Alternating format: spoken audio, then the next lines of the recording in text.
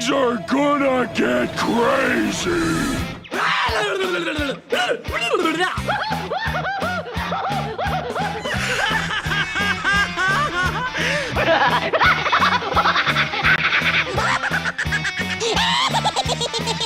Most everyone's mad. Oh yes, this is the moment we have been waiting for, folks! Welcome to AniMat's Crazy Cartoon Cast! And before I go and officially go and get things started, I would just like to put up a little bit of a disclaimer, in a sense. Nothing too major, but just to give you guys a little bit of a heads up on this, in case you may notice a little bit of something that seems a little off, you know what I mean? Now, the thing is that, well, of course, first of all, hopefully you guys had a very beautiful holiday week, that you spend a great time celebrating whatever you would celebrate during the holidays, whether it be Christmas, Hanukkah, Kwanzaa, or whatever. I hope you all had a wonderful time, but I just wanted to say that in case you may notice that my voice may be a little bit coarse, or if I may be sniffing a bit more, or sneezing, or coughing, if those moments seem to occur a little bit more regularly than the previous times in AniMat's Crazy Cartoon Cast, well, that is because I am currently fighting off a cold. But the good news is that I think I am finishing it off. It is getting a bit better than in the previous days, so I just want to give you all a little bit of a heads up in case those things happen.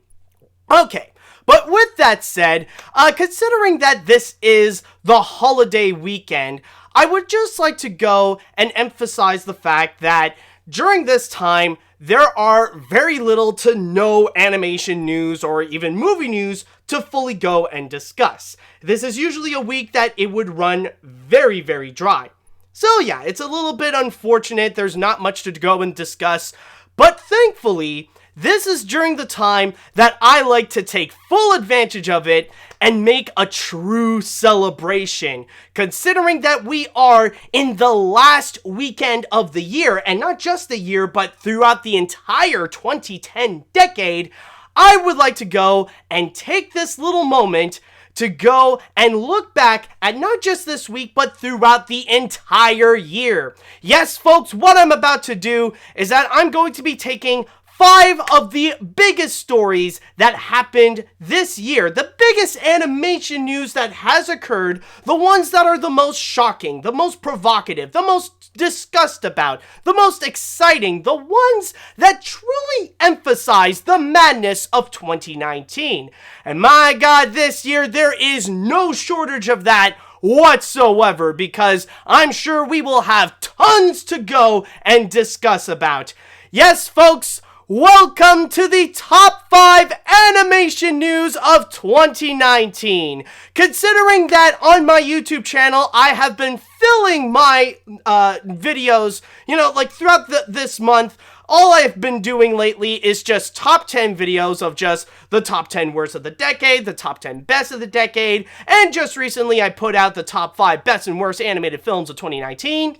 Why not go and add one more top list by focusing on the animation news? Now, I'm sure this is going to be something that we will all be remembering, that these stuff have occurred, and we'll go and discuss even further about what has happened, and even a summary of how is it that they are a part of the biggest news of 2019. So, with all that said and done, I would like to go into the chat wall, and I would like to go and ask you guys, are you all ready to go into the top 5 animation news of 2019? Are we all ready, guys? Let me hear it! Let's see now. Are we all prepared? Okay, let's see. Yes, yep. Okay. That's good. I'm ready for the last episode of the 2010 decade. That is great to hear. People are prepared. People are excited. People are all set. That is perfect. That is what I like to hear. And so, with all that said, let the countdown begin! And we are, of course, going to be starting things off at number 5. And just a little bit of a warning, this could get a little lengthy. Like, don't be surprised if I end up talking for like 40 minutes about this one in particular, because there is a lot to go and discuss about. But this is definitely one of those stories that there's a lot to discuss about for a good reason, because the craziness that occurred with this story, it definitely is worth talking about, and it definitely is worth a spot on this list. Because let me tell you, out of all the #MeToo stories that I've heard, this is definitely one of the wildest, especially in terms of animation. Not even Chris Savino, John Lasseter, or John Cristofalusi ever got this amount of this craziness with their story. So with all that said, let's go and start things off with number 5 on the list, something that I think would probably be properly called #KickVic. Now, what is it that made this so controversial? What is it that made this on the top spot on our list? Well, let me tell you a little story. Well, of course, this has to do with English dub anime voice actor Vic Mignogna, or Vic Mignogna, or I don't know how the fridge you pronounce his name. It's some weird name, but for the most part, I'll just be calling him Vic. Now, you'd think that 2019 would be such a great highlight of his career, that he would elevate to a brand new level, especially when it started off with a brand new movie, a brand new Dragon Ball movie completely dedicated to his character Broly, considering that in January of 2019, it was the release of Dragon Ball Broly. Now you think it would be a great moment and things would get even better for Vic. However, that is not what happened. Instead of going up, it went straight down, like straight down 6 feet under. And what ended up happening is that several of his fellow voice actors opened up about the past experience they've had with working on Vic, with many allegations of sexual harassment and even full-on sexual assault. And then following afterwards, more voice actors, both male and female, have came in and confirmed that many of these stories has happened. And on top of that, there are dozens more stories that start to emerge on social media discussing about their experience with sexual harassment or any bad doings from Vic, especially in conventions. Because even before this controversy occurred, there have been rumors that have been going on for more than a decade about Vic's behavior, both working as a voice actor and in conventions. It's just nothing really happened about it. Nobody has really done anything about it because they were all just rumors. Like, everybody had discussed about it, but nothing really occurred about it. Like, nothing really took action. That's where the #MeToo came in, where they said, okay, enough is enough. It's time for these people to take action. It's time to go and have this person face consequences to his actions to finally be held accountable. And considering the amount of allegations and accusations that have been on him, it pretty much came back to haunt him and, like, really pile-drived it once, all at once, like, full force. And following afterwards, some of the companies where Vic worked at, like Rooster Teeth and Funimation, they have done their own independent investigation, and they decided that with the amount of toxicity of these allegations that are on Vic, and by thoroughly researching if they are true, they have decided that keeping Vic would be way too toxic, and that there is a strong possibility that the victims are telling the truth. So they ultimately decided to let him go. But there is a little bit of a catch to the story.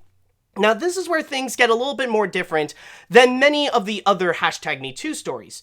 When it comes to Vic's fan base, they are dedicated to him, like, very loyal. They don't care whatever is the truth. They don't care what allegations are against Vic. They will stick by him thick and thin.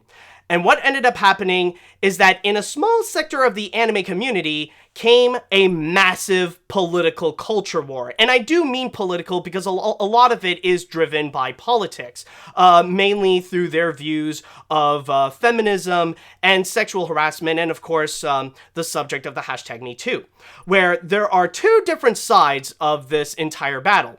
One side is the hashtag KickVic, as they would refer themselves. Those are the people who believe in the victims, that they're the ones who believe that all the allegations are actually true, and that they want to see Vic be held accountable to his past actions.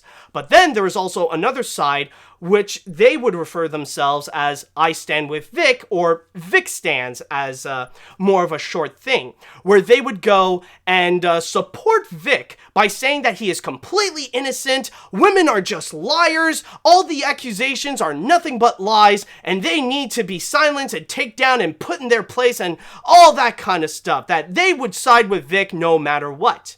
Now, one of these Vic stands is a lawyer, or I would put lawyer on quotes because that would be a little bit of a joke to call him a lawyer. Nick Rekieta, who is a Vic supporter, decided to go and open up a GoFundMe campaign where his fan base can go and put some money onto the GoFundMe in order to go and raise some cash so that Vic could actually go and sue some of these accusers to take them down because of all the lies and the conspiracies that are against him that's trying to take him down and stuff like that. And to the GoFundMe's credit, it actually did become pretty successful, where it ended up raising, I think at this point, somewhere between $250,000 and $300,000.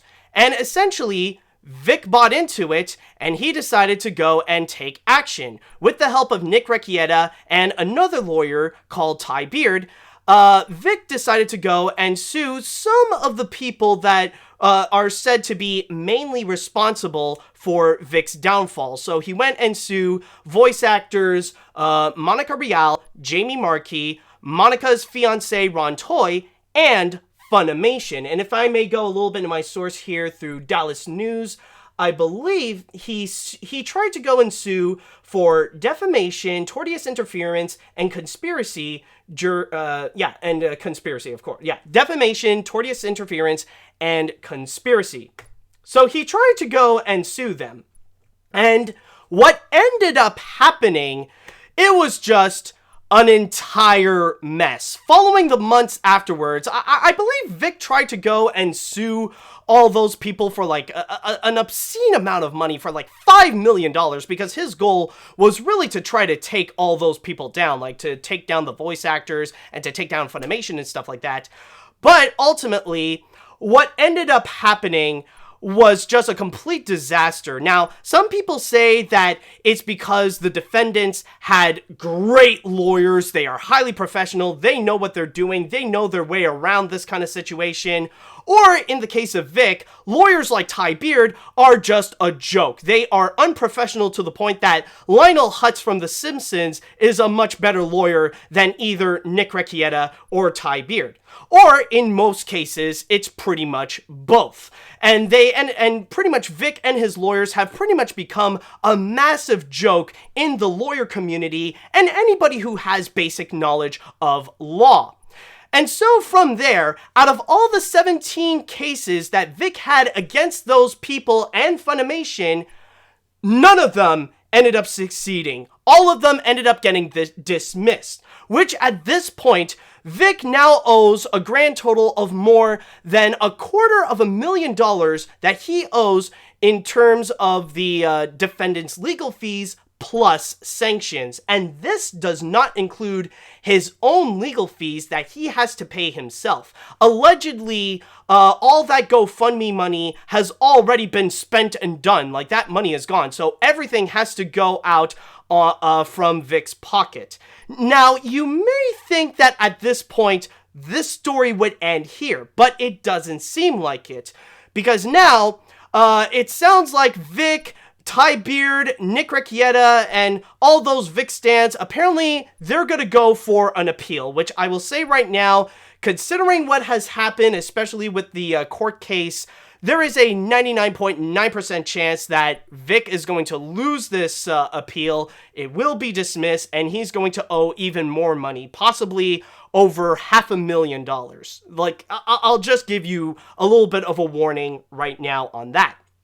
Okay. So that's basically the main story of it. There is a lot more to it technically, but that's just a very basic summary of this entire story. Now, I will just say that even though this is an entirely wild story, one of the craziest stories on this list for sure, the reason why I put it a little bit low on number 5 is mainly because in the case of the whole Vic controversy, even though it is crazy, it is a very niche market. Like, this doesn't encompass entirely with anime in general. This is just, like, on a small sector. This is just a really minority group of, of the anime community that really specializes on English dub animes, where there are a few people, but for the most part, anime fans would just say that the Japanese subs are better, and they wouldn't necessarily care about the English dubs or English dub voice actors and stuff like that. So that's pretty much it right there.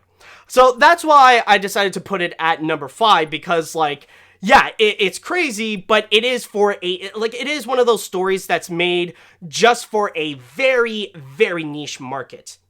Now, from here, I am not going to go and discuss about if Vic actually did it or if he didn't. I know there is this massive controversy where people are entirely split on this, but I'm not going to go and focus on that. I would like to go and focus on who is responsible for kicking Vic. Who is the one group that completely took down his reputation to the point that now his career is basically dead, which I will get a little bit more on later. Now, of course, there is one group in which, with all these events that occurred, they completely took down his career. It took down his reputation, where now the Vic Mignogna name is entirely worthless. And believe it or not, I am not referring to KickVic, because the reason why Vic is technically canceled is all because of Vic, and I stand with Vic. Every single one of them. Vic's fan base is the cause of Vic's downfall. I know it may sound insane, but really think about everything that has occurred. Think about where Vic is right now, where in his position, with his reputation tarnished, and everything that has occurred, especially with the botched lawsuit, it ended up being so bad for Vic that being silent about it is actually a better alternative for Vic. Like, imagine this scenario. If he wouldn't have gone into the lawsuit, if he didn't do anything, if all he did was just say, I'm sorry on social media, and then just left the public's eye for a few years, then it would have been so much better for him. Because at that point, like a lot of people, honestly, a lot of people would say that, oh, well, yeah, Vic is canceled now, but in a few years, he's gonna come back and he'll be back to do voice acting. No. That's not what's happening, because I will say right now, Vic's voice acting career is full on dead, and I will tell you why. The thing with this lawsuit right over here is that Vic's main goal is to really give Funimation a bad name. Technically, yes, also with all the accusers and the voice actresses with Monica Rial and Jamie Marchi, yeah, he tried to take down them as well, but mainly with Funimation, and especially with his fan base trying for many months throughout 2019 to give Funimation some really terrible PR, making them look like the bad guys because they decided to not side with Vic on the whole situation. Then at that point, Funimation, they're not going to look Vic, they're not going to go and forgive Vic for any of these things. Vic tried and failed to take down Funimation, and as a result, Vic is not only is his career dead, but he has been blacklisted from the entire industry.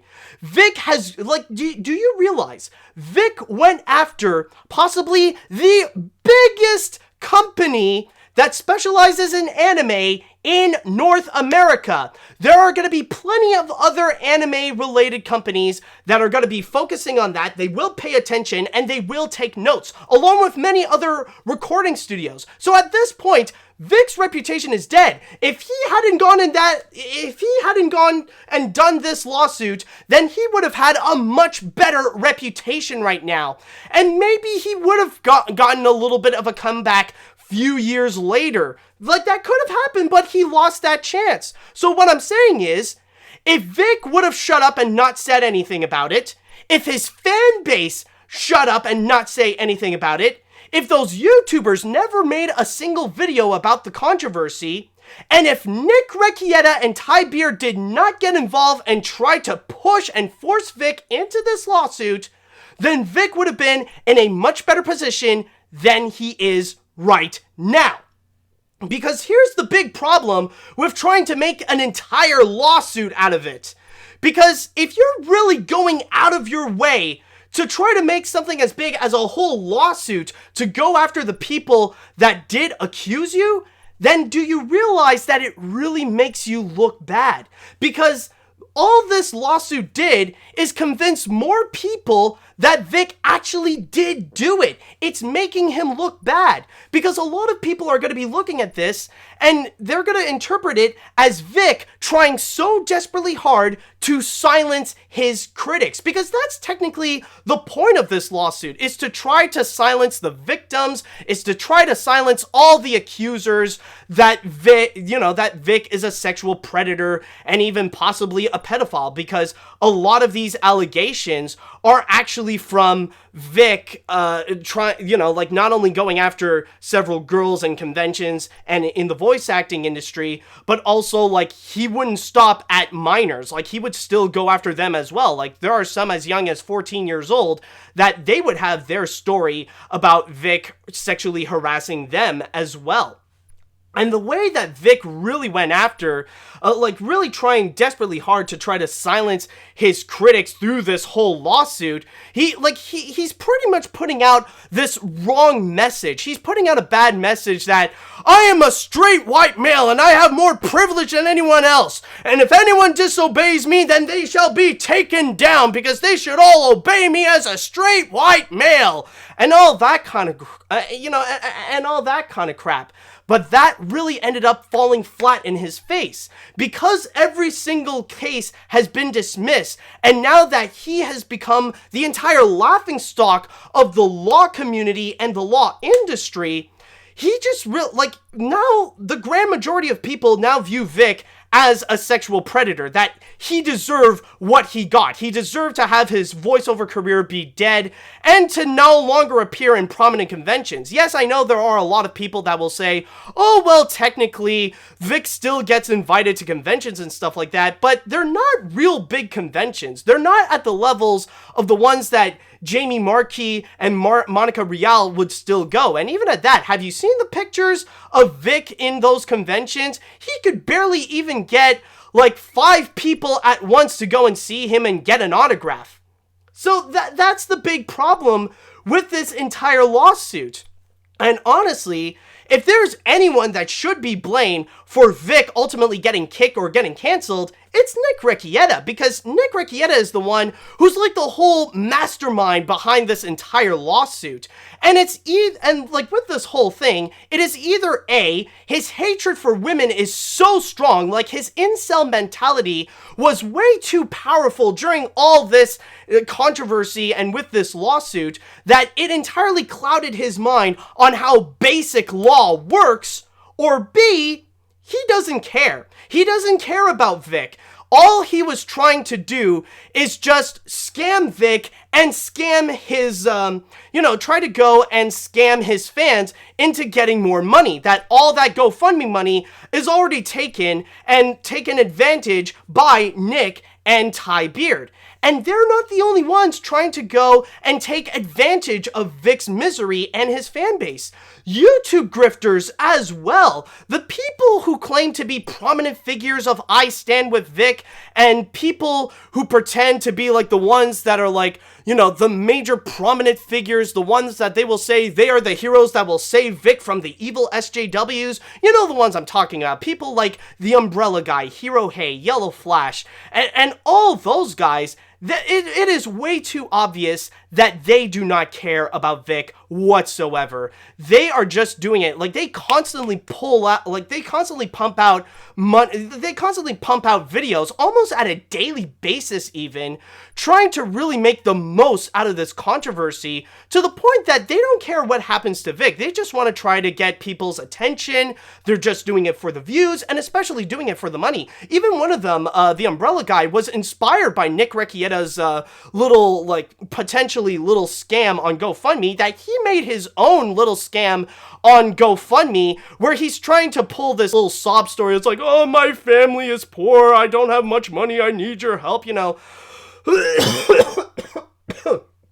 You know, playing the world's smallest violin in order to scam people into getting some money out of them.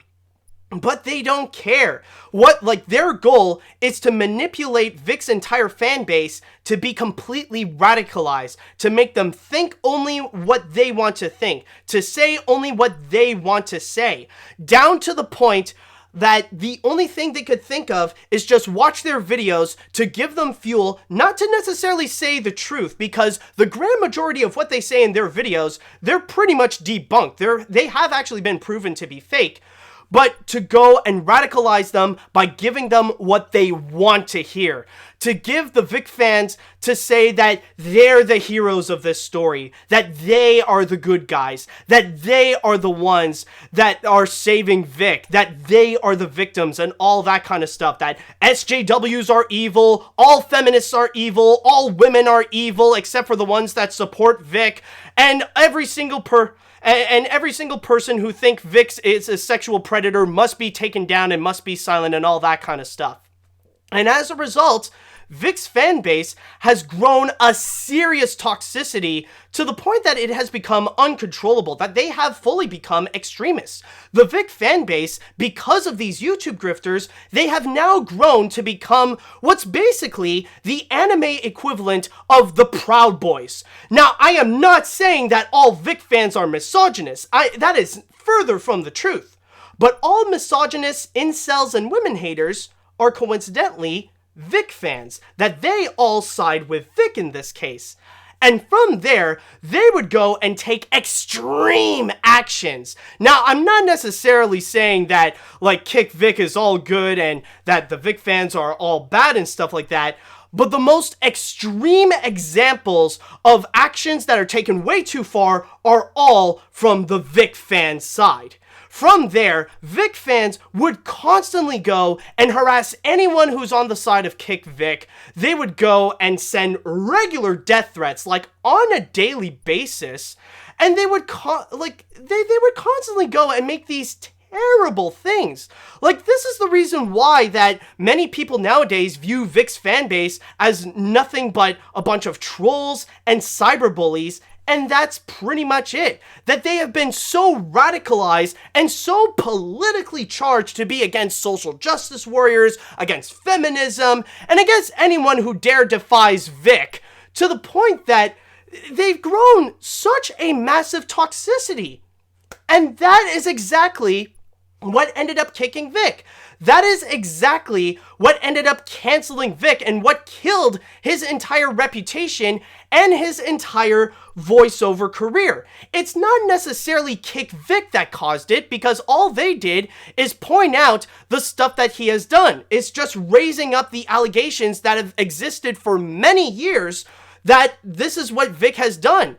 What killed his reputation is the toxicity and all the bad moves that Vic has done. And Vic has done nothing to try to stop the actions of the Vic fans. Now, he may say that he condemns them, but he has done nothing to actually take action. And as you guys know, actions speak louder than words. So by not doing anything, Vic pretty much supports his fan base continuously harassing, sending death threats, and pretty much being fully radicalized and misogynistic about defending Vic, about saving him from the evil SJWs and the evil #MeToo movement and stuff like that. So it's not KickVic's fault that Vic got kicked. It is Vic and his entire fan base. Now from there, I would like to go and give a little message and a word to the wise on both sides for both KickVic and for the Vic stands as well. And I'll just start off by talking a little bit to the KickVic side, that if I may give you a piece of advice to continue forward in 2020, I would just like to go and say, hold on, I got a cough.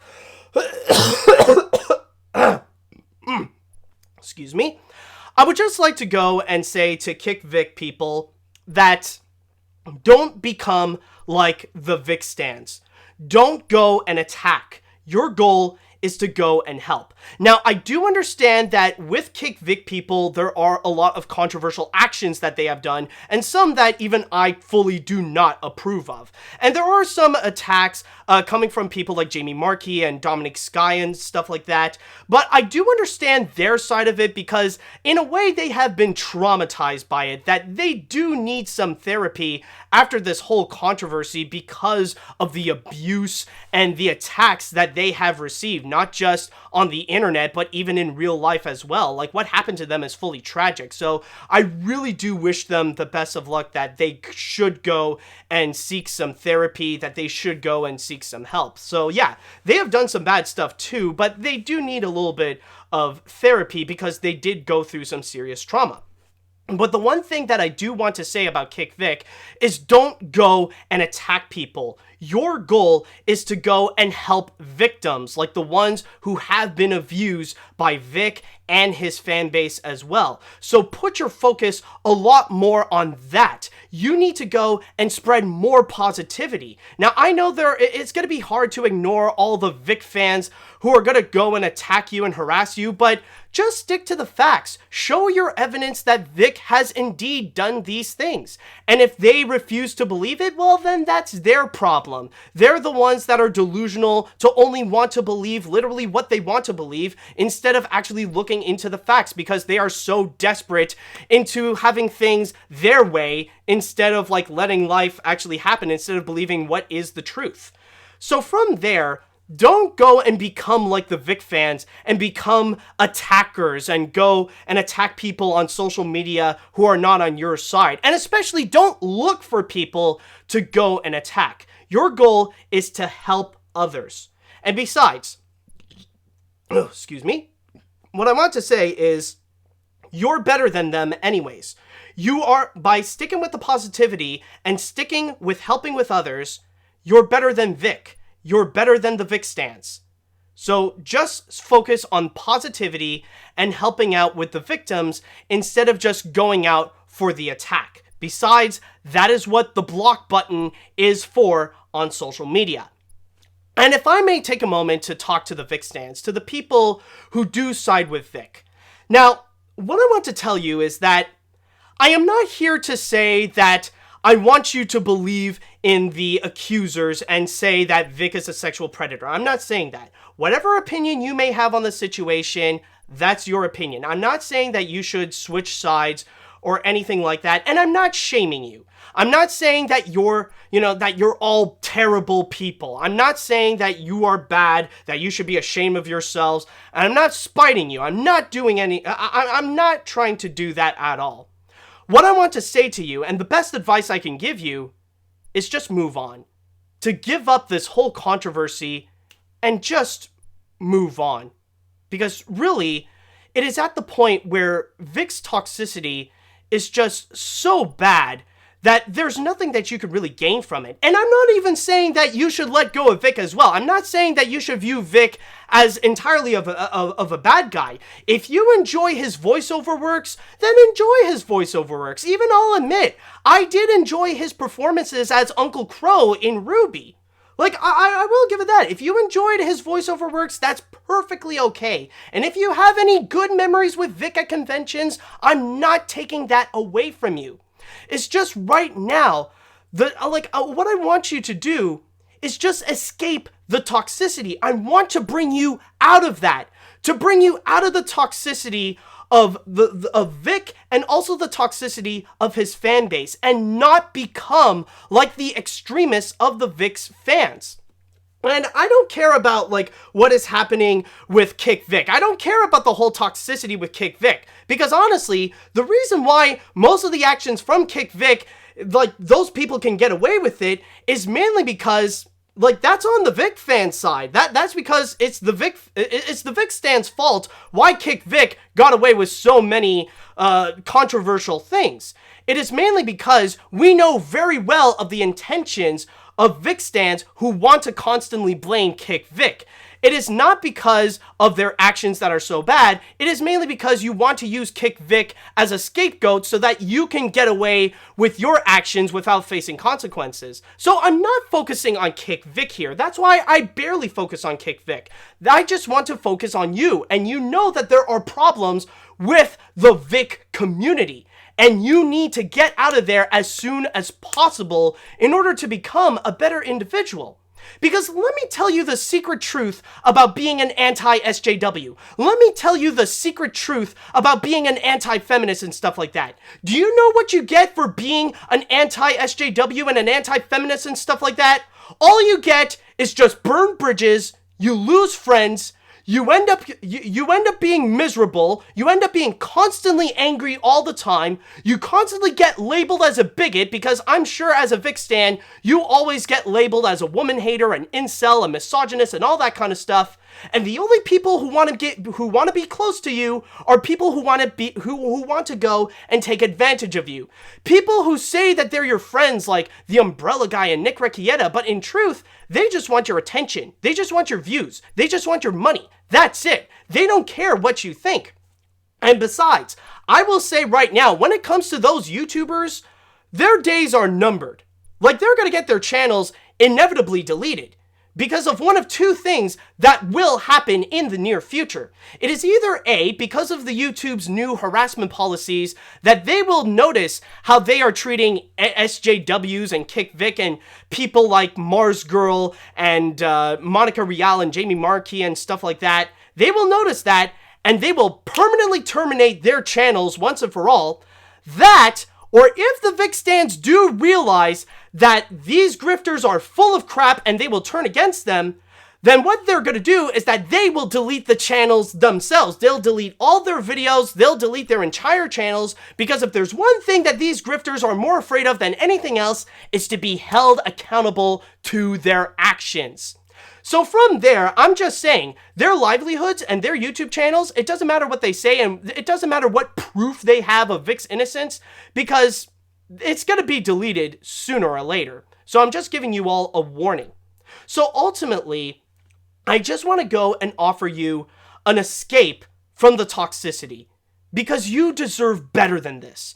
You deserve better than being associated with the toxicity of Vic and his most extreme fan base.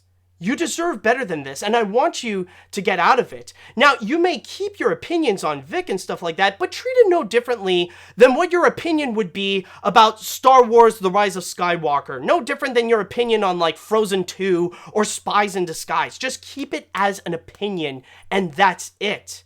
But right now with Vic, he is way too toxic to even have a career. His fan base is way too toxic, and the sooner you get out of it, the sooner you'll feel better. Do you want to always be angry? Do you always want to be constantly labeled as a bigot, as a misogynist, as a woman hater, as an incel, and all that kind of stuff? If you don't want that anymore, then just let go of this controversy and move on. That's the best advice that I could give you. And one more thing about being an anti-SJW and being an anti-feminist and being a Vic stan. At this point, there's nothing that you can gain from it anymore. Because if you want to go and try to attack people, or even attack me for not siding with you, like you want to leave a nasty comment, call me an idiot, call me a moron or whatever, and put a downvote on the video when it's on YouTube and stuff like that, the only thing you're going to do is just hurt yourself much more than you would the person you want to hurt. So that's why I want to offer you some help. I'm offering you to just let go and move on from all this, because you're honestly better than this toxicity. and you don't deserve this toxicity. It's too late for Vic, but it's not too late for you. Alright, so now it is time that we shall go and talk to the chat wall. Again, I apologize if this was a little lengthy, but I would like to know, what do you all think about the whole KickVic controversy? Now, if you have any thoughts, or if you would like to add your discussion about this, let me know what you all think of this one. See, I told you that there was a lot to go and discuss about on this. Okay. So, let's see. The court case has been really interesting to me as someone who isn't a big anime fan. I recently watched a video by Paul Joseph Anderson. Oh god, that's a mistake and a half. Please do not watch Paul Joseph Anderson. Oh, Jesus balls. No. Please, that guy has no idea what he's talking about. Jesus, that's a mistake and a half. I'm not condemning you for doing that, but just don't ever watch that guy's videos. Good God, he is a mentally ill individual. About how people would act childish over media, and think I definitely apply to that on Vic's fans. I think that you also kind of acted a bit over the top, I think that you have also kind of acted kind of over the top. Me? Trying appearing as crazy that Nick is not a real lawyer and scamming Vic and his fans for doing his job, giving an Alex Jones vibe. Vic fans also use whataboutisms for Chris Sabat. Exactly. Oh, so maybe it's not. Are you referring to me, or I don't know, maybe not. I don't know. Well, you do bring up a very interesting point, is that really nowadays, like, especially because of this whole lawsuit being an entire failure, that's why more and more people are really believing that Nick Rekieta's GoFundMe page is a full-on scam, and GoFundMe should better do an investigation on this to fully see if it actually is a legitimate scam. Like, there needs to be some reports and some action be taken on, like, what has been happening to the money. Where did the money actually go to? Like, did it help Vic or not? Like, we don't know. And of course, like, that's another major problem with Vic stans, is the fact that they always use whataboutisms, because their biggest fear is to also be held accountable to their actions as well. And they'll constantly use whataboutisms, because if there's one thing that they will never do is admit that they were wrong, because they will always try to change the narrative in order to always view themselves as either the hero or the victims. And it's honestly getting out of hand, and that's why there are very few consequences towards KickVic, because the actions of the Vic stans are even more drastic and even more pathetic. It's like, yeah, we know what you're trying to do, you're not going to be getting away with that easily. Like, yeah, there are issues with KickVic, but the priority of the problem is obviously with you. Okay, let's see now. Let's see, what else do we got? Sheesh, the James Gunn fanbase is much tamer than Vic's fanbase, at least with the controversy about a joke which I will admit is poor taste. It was something James Gunn did a long time ago that he has changed over time. Almost everyone except the Disney execs still supported and defended him, including the actors of Guardians of the Galaxy. It took him a year to get back, but it was worth it. Aside from those jokes, James hasn't really done anything bad. Vic and his fans, on the other hand, are very aggressive, especially. And another factor with James Gunn is that he did not harm people. The thing, like, something that he has been accused of is technically just a quote-unquote joke. It's a terrible joke, but it didn't necessarily harm people.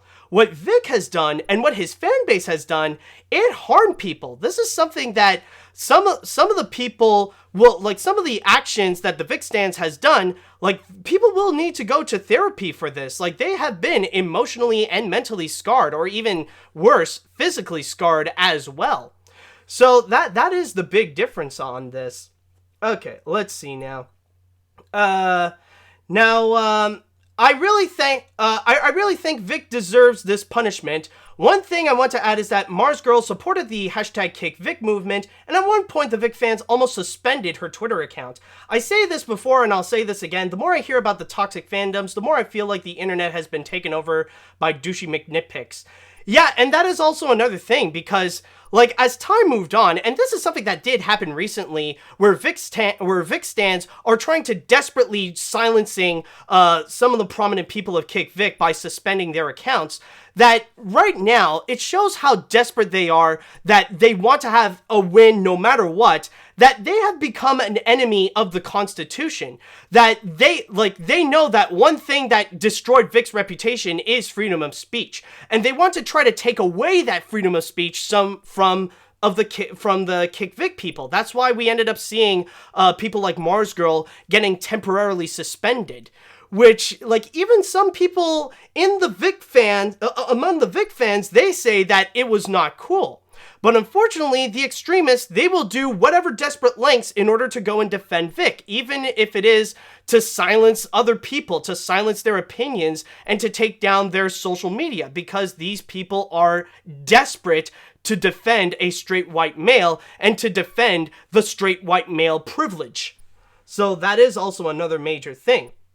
Okay, let's see. Your last message was phenomenal. We should stay vigilant on political development like social credit, but I perfectly understand how seeing bad news daily, especially with Article 13, can drive you to contemplate despicable deeds. Exactly. And when you're when you're desperate to get things to be like how you want it to be, you would end up doing actions that later you would seriously regret, and it would have some serious consequences. There are some Vic stands, and especially with the Vic people, like, they don't have, like, yeah, they may not be facing full consequences right now, but they eventually will.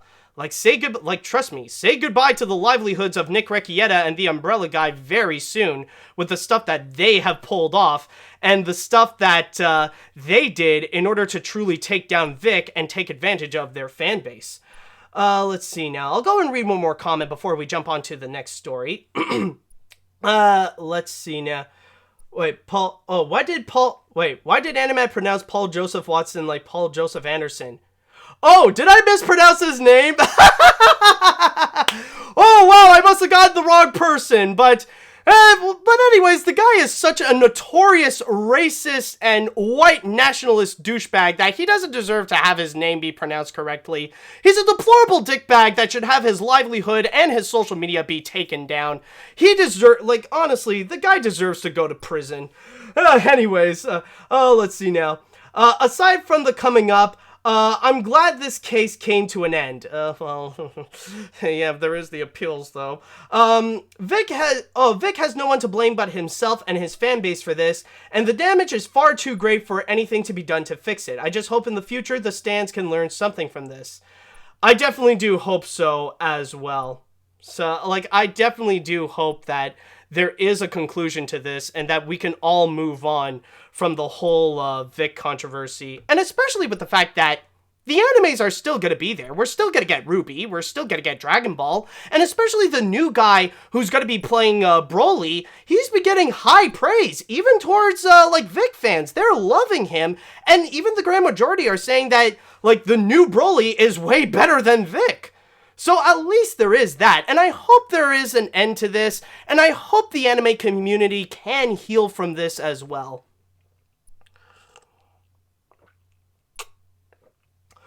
Oh boy, what a story, man! But I think it is now time that we are gonna go and jump onto our next one, to go into number 4. Now, with number 4 on our list, we are going to go and discuss about something that I'm sure we are all familiar and that we have discussed a lot, especially onto this one, because I know this is something that social media has been freaking out about, and even during the holiday week, they are still discussing about some of the new things that did come out of it. Now, technically, this is not a fully animated feature, but it is something that is especially animation related, and never have I seen a response where the studios decided to go and listen to what happened, and they decided, you know what, let's just go and just do what they say, and my god, I would not be surprised if that will pay off beautifully. So coming in at number 4 on the list, let us go and talk about the Sonic Redesign. And let me just go and quickly fix up something. Alright, there we go. Hopefully this will work. Now, you may recall, this was actually something that did occur starting off at the end of April in 2019. And from there, they have actually released the first ever trailer and our first ever look at the Sonic the Hedgehog movie, which, considering that Sonic the Hedgehog ooh, excuse me. Anyways, as I was saying, considering that Sonic the Hedgehog has a very, very prominent fan base, from there's a lot of people that are very much excited to see how this new Sonic the Hedgehog looks, especially when video game-based movies are getting better, especially visually. Like, they got a great promise coming from Detective Pikachu. So from there, when we got our first trailer of Sonic the Hedgehog, oh boy, did it turn out to be a nightmare. Oh boy, remember this, folks? Meow? Oh, come on. Yep! Oh, that's Sonic the Hedgehog! Hold on, let me just get a picture of that. Yep, this was the Sonic the Hedgehog that people got. And everyone flipped out. It was just crazy. It was the most talked about thing during that week. And it became an instant meme, but consequentially, it became one of the most hated trailers that was released this year. Or at least the most hated until the Cats trailer arrived and there was all that disaster, which I will get a little bit more later to prove a point onto this. But with this, it was just ugly to look at. Like, they tried to make Sonic the Hedgehog look hyper realistic and people were having none of it. It received a massive backlash that it has been such a long time since any movie received that kind of backlash. I don't think any movie received that kind of backlash since the Emoji Movie. But from there, apparently the filmmakers and Paramount decided to listen. That they decided to step up and actually made an announcement that, okay, we know you hate this design, so we'll try to fix it. That they will try to go and make an update on it to make a better looking Sonic the Hedgehog. And on top of that, in order to accommodate the changes, they will go and delay the release date. In which, originally, hold on, I just want to double check from my calendar. Originally, I believe it was supposed to be released on November 6th of this year. We were technically supposed to have it right now. But because they decided to go and make a bit of a change onto the whole thing, they decided to make a change onto the design of Sonic the Hedgehog, they decided to push it back to Valentine's Day of 2020. Now, ever since then, people were making memes, people were just making jokes on how terrible Sonic the Hedgehog looks like, and then from there, everything changed when on, I believe, November 12th, which is about a week after the original release date, we got a brand new Sonic the Hedgehog. I'm Sonic, a little ball of super energy in an extremely handsome... Now look at this! From there, they decided to update his look, where now it stays a lot more true to the original source material. It stays a lot more true to how Sonic originally looks in the video games and all the different source material related to Sonic. And from there, my god, did it receive praise. Like, even with the videos that I have here, like, compared to the one that I have before, like, the one on movie trailers, like, it's almost half and half, the like and dislike bar, where there's, like, an obscene amount of dislikes. But then suddenly, when Paramount released the new trailer here, it received massive praise. Like, even right now, there are, like, just a handful of dislikes, but the amount of likes that this trailer received from Paramount's official YouTube channel, that one, it is getting real close to getting 1 million likes. and people have been, like, since then, people have been massively praising the new look of Sonic the Hedgehog. And even this week, like, Paramount is taking full advantage of it, where now, like, one thing that was massively trending is that apparently in the movie, we will have a bit of a preview of what baby Sonic is going to look like. And what I mean by baby Sonic is that there's going to be a scene in the movie where we see Sonic the Hedgehog as a little kid. And from there, people have been freaking out almost as much as they were freaking out with Baby Yoda in The Mandalorian, or the child, as it is often referred to. So that's basically the big thing with this story. It's not necessarily the whole trending aspect and how everybody was talking about Sonic the Hedgehog, but it's the massive transition of going from this to this. And it's honestly quite fascinating because never have I seen a studio decided to go and make an update on a character's look because of just how bad it is. Now, it is a little bit common. Hold on a sec. Okay, much better. Anyways. It is often common to see that studios would go and update the look on a few certain characters because some may find it to be a little bit offensive or a little bit racist and stuff like that. But on just the factor that it's just because the quality looked like crap, that is actually something new. That is something you don't see every day, because usually companies would just go and they would double down on the look and they would just go and release it as it is. Like, they would just say, you don't like it, too bad. We're just putting it out like you would expect. And from there, that's why we see massive consequences and massive backlash to some really terrible looking features. Like the Emoji Movie got this kind of extreme backlash. And also, probably the most prominent example this year is Cats.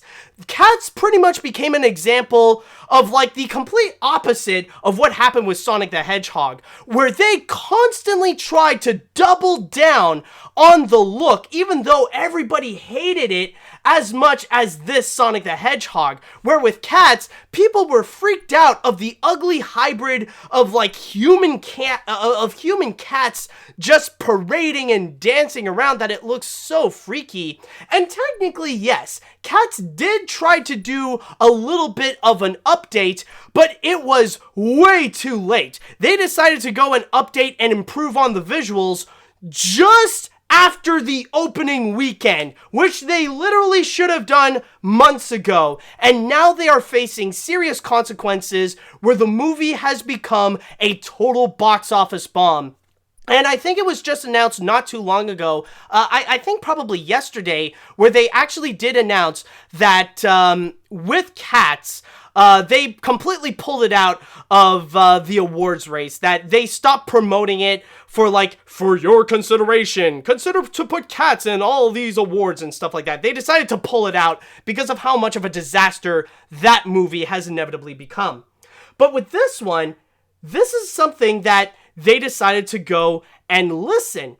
And it's actually very strange and it's kind of funny actually, because this is one of the very rare moments where Hollywood studios listening to their critics actually did pay off very well. Because technically some could say that there are ways that could pay off terribly. Especially we just saw what recently happened with Star Wars The Rise of Skywalker, where they decided to listen to the people who passionately hated The Last Jedi and tried to accommodate for them, which ultimately ended up really screwing the movie over, where it is now one of the most hated Star Wars movies. Maybe not the worst, but there is a lot of backlash with the way The Rise of Skywalker was built and the way that it desperately tried to omit all the things that The Last Jedi tried to establish. But in this case, they listened to the critics.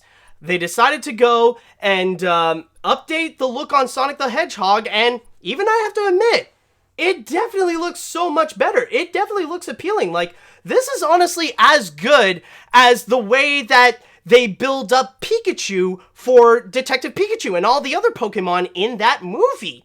Now, in my opinion, this trailer itself is still not that convincing. I still don't necessarily think that it's going to be a great movie, and it's not because of the visuals. The visuals are great, but it's more because the story kind of feels blah.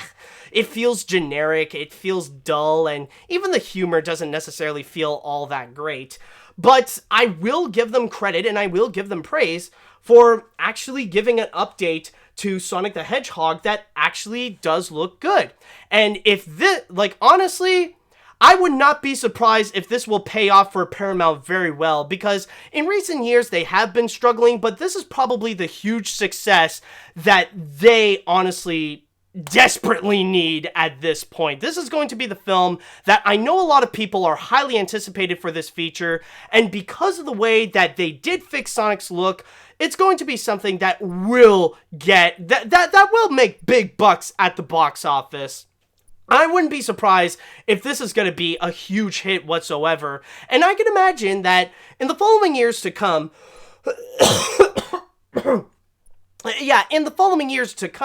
with Sonic the Hedgehog, there are going to be studios that will take notes. That in the case that if it happens that they receive backlash because of a bad character design or something like that, then you'll see visual effects studios and animation studios actually put in the effort to listen to what people are saying and try to go and improve on that to make the characters look better. I wouldn't be surprised if Sonic the Hedgehog could actually start something new, that people want to be more like Sonic the Hedgehog and not like cats, or at least in the visual department. Now, there is one extra thing I would like to add, is that there is one little piece of sad news that came from this, is that recently it has been reported that the studio that was heavily responsible for the new Sonic design, MPC Vancouver, has unfortunately shut down because of how the business is built with the visual effects industry, which honestly really needs some serious tune-up. But from there, hopefully, their work will pay off with this new Sonic the Hedgehog. So that is something that I feel like why it deserves to have a spot on this list is mainly because it is very rare that we would see a moment where this kind of trending really did get some prominent backlash. It was so prominent, everybody was talking about it, and then suddenly the studios decided to listen, and it actually paid off to the point that now people are actually satisfied that they listened to angry fans and it actually worked, that they are happy about it. Something that not even Disney can pull off with Star Wars. Like, I don't know what the magic formula is with Paramount, but they managed to get it. So that's the big thing. So if you guys are interested in checking out Sonic the Hedgehog, I'm sure it's going to be one of the biggest movies of 2020, which is going to be coming out on Valentine's Day. But the Sonic redesign, with the impact that it has done this year, with the way that people were really talking about it, and with the way that it could possibly make an impact in Hollywood in terms of listening to people's criticisms and trying to go and improve on them before the movie's release, then I think at that point that really does deserve a spot on this list. Okay, so with that said, I would like to go into the chat wall, and I would like to ask, what do you guys think about the Sonic redesign? Do you think this is going to be something that will help the movie? Do you think this is going to be something that will actually make Sonic the Hedgehog a huge hit? Let me know what you all think about this one. Okay. Oh, we got a highlighted comment over here. Let me just read it. And I do know what highlighted comments are. I did my research, but okay, anyways, I'll read this. I am pleased on how the company listened to the response of the ugly Sonic, because if I saw the hedgehog on screen, I would leave my seat in the cinema. But now with the new trailer, I think Sonic looks way better than the ugly one. I am now really looking forward to this movie. And there is actually something that I did realize when the whole baby Sonic was trending and stuff like that. And it is kind of hilarious as well, because, like, really think about this, because technically Baby Sonic is trending, and that means they've always wanted to plan to make a Baby Sonic for the Sonic the Hedgehog movie. Imagine if there was a Baby Sonic with this original design. Oh my god. It would be, like, if you think this is bad, wait till you see the original Sonic as a youngin'. Oh, God. Oh, my God. That, like, when I first saw that, I thought it was just, it was just hilarious. Anyways, let me go and read more. Looks better than the 2011 film Hop, which stars James Marsden as well. Okay. Well, like, yeah, okay. Well, we'll see. We'll see about that. Like, when the movie is released, then we'll see how it is compared to Hop, or maybe it could be the same thing as Hop. Anyways, back to what I was talking about. Thank God Paramount changed the design. I know the company has been struggling for a while, especially with animation, but this is rare. It's really rare for a company to wake up, smell the coffee, and do something about it. And if they are planning to do reshoots, I definitely will take a peek in 2020. All right, and you know, that's kind of the beauty with this new redesign, is that now more and more people have become a lot more interested in checking out this new design. It's going to, I'm telling you, it's going to pay off beautifully for them. I am actually surprised that Paramount, of all companies, actually listened to the criticisms of the Sonic the Hedgehog movie and decided to retool the look of their film for a more satisfying result. I mean, Paramount is Viacom, and that sparks hundreds of controversies, including being part of the YouTube takedown riot and having SpongeBob at times be rushed. Nowadays, Paramount is more friendly to the fans and public than Universal and Sony. Well, there you go. Like, out of all people, Viacom is starting to grow a heart. What the fridge is going on? That's another crazy thing that's happening. It's like, Viacom is listening to the public. Viacom is growing a heart. What the fridge is happening with 2019? Okay, anyways, let's see. As a longtime Sonic fan, I can't wait to see the movie when it comes out, and I would like to thank Paramount for the redesigns of the characters as it should be. That's very nice. The redesign sets a powerful precedent that should be taken note in future movies. Should uncanny CG cause more discomfort, just like the film's first impression. The movie could be mediocre story-wise, but it will be remembered as a solid example of how companies can and should listen to the audience. Oh yeah, like, trust me, nobody. I wouldn't be surprised. I wouldn't also be surprised if people are not going to care about the story. Like, that's not going to matter. They'll just focus on the visuals. Hollywood will take note about the visuals and see if they can recreate that magic of Sonic the Hedgehog if it happens when they have this weird, ugly, uncanny animation. All right, so I'll go and read one more comment before we're going to go and move on to our next story. Let's see. Even though I'm not a Sonic fan, I am glad that Paramount listened to the critics, unlike Universal, who decide to update Cats just after it's been released. Studios should listen to what critics have to say and make an update before creating a disaster. I do wonder if Sony did the same thing for Ghostbusters 3 after 2016. Oh, that's another controversy altogether. Oh boy, that's a whole other can of worms right there. Trust me, I think visuals is the least of its problems. Okay, I'll just, all right, I'll read one more. Just one more. It really is surprising that they completely changed to how from something terrible turn into something better. It really shows that they are trying to make movies based on games being better than they are before. As looking through films like Angry Birds or Pokemon, everything is resulting better to how it was before. Exactly. People are starting to learn from the previous mistakes and are starting to improve.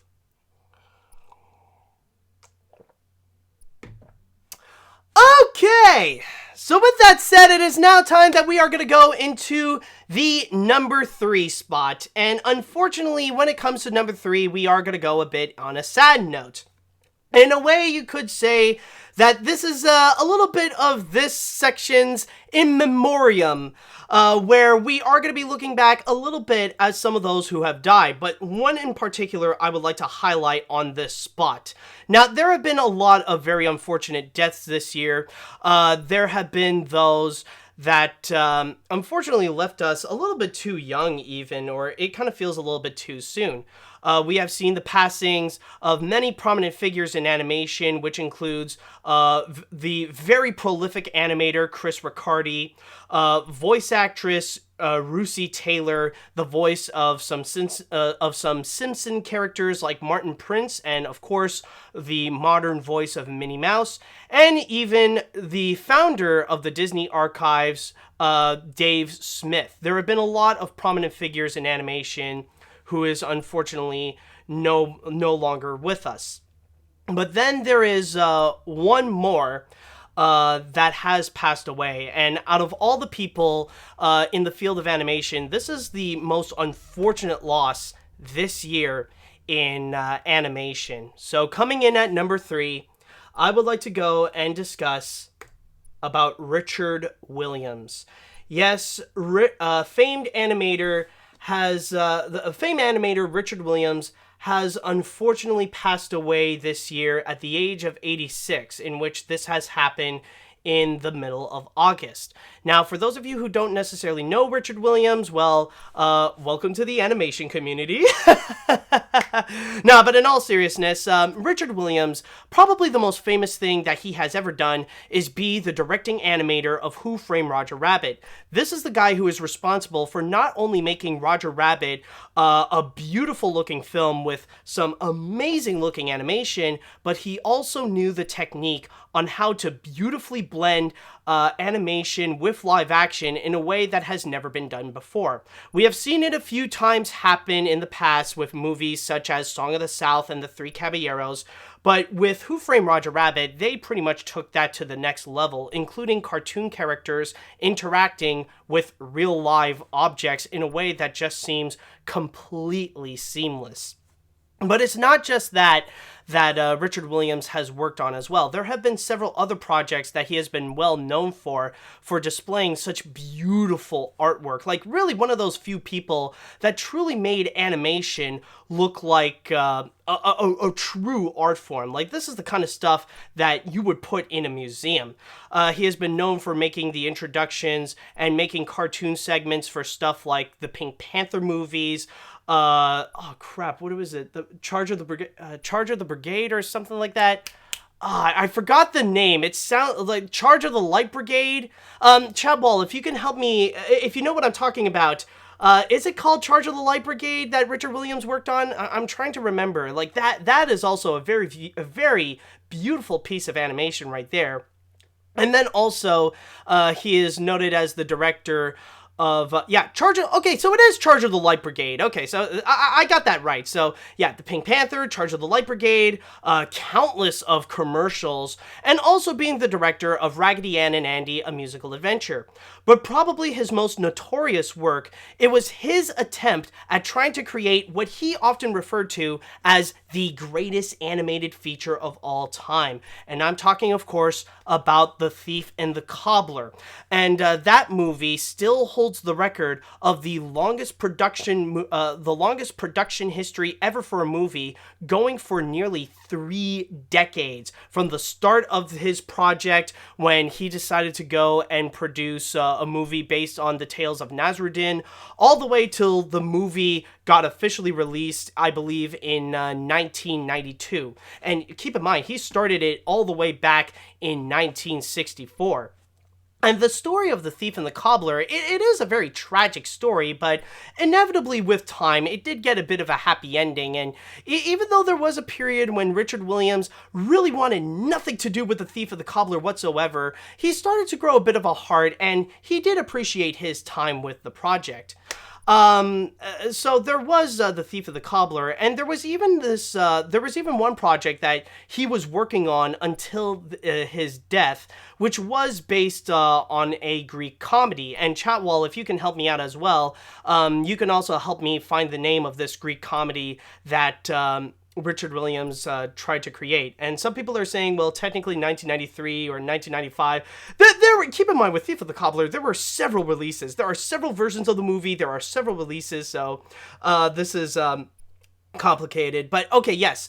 One person is mentioning, yes, Richard Williams wanted to go, thank you, by the way, thank you, Golden City 2002 for saying this, but like, he was currently working on a movie based on the Greek comedy Lysistrata. And from there, he wanted to go and produce it, like be fully hand-drawn and try to really put all his skills to the ultimate test. And even some people in the industry, like at Arson, they joked around saying that the movie is also referred to as "How long is he going to do it until he dies?" But there is something that did actually come out of it. There is something that Richard Williams has done in this case. If this would happen, he decided to go and release the prologue of Lysistrata, in which he coincidentally called Prologue. It was back in 2015 where he showed the complete prologue in itself, in its entirety, and it actually did pay off very well. Richard Williams was fully happy with it. He had no trouble looking back at it, and he didn't think about like what he would have done to fix it, and it actually did receive an Oscar nomination. But also one more major contribution that he has done to animation that really is worth noting, and probably one of the biggest, as much as Roger Rabbit and The Thief and the Cobbler, is that he did write a book, and this book is called The Animator's Survival Kit. And to this day, the Animator's Survival Kit has often been referred to as one of the most important books in animation, like literally right up there with The Illusion of Life with Frank Thomas, by Frank Thomas and Ollie Johnston. And to this day, it is near impossible to go and find an animation school that doesn't use the Animator Survival Kit.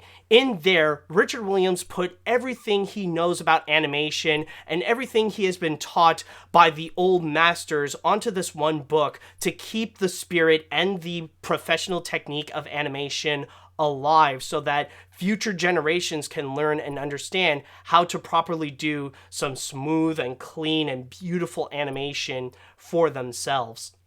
Now, if I may go and take a moment to discuss about Richard Williams, I would just like to say that there are very few people in this world, alive or dead, that we could refer to as a master animator.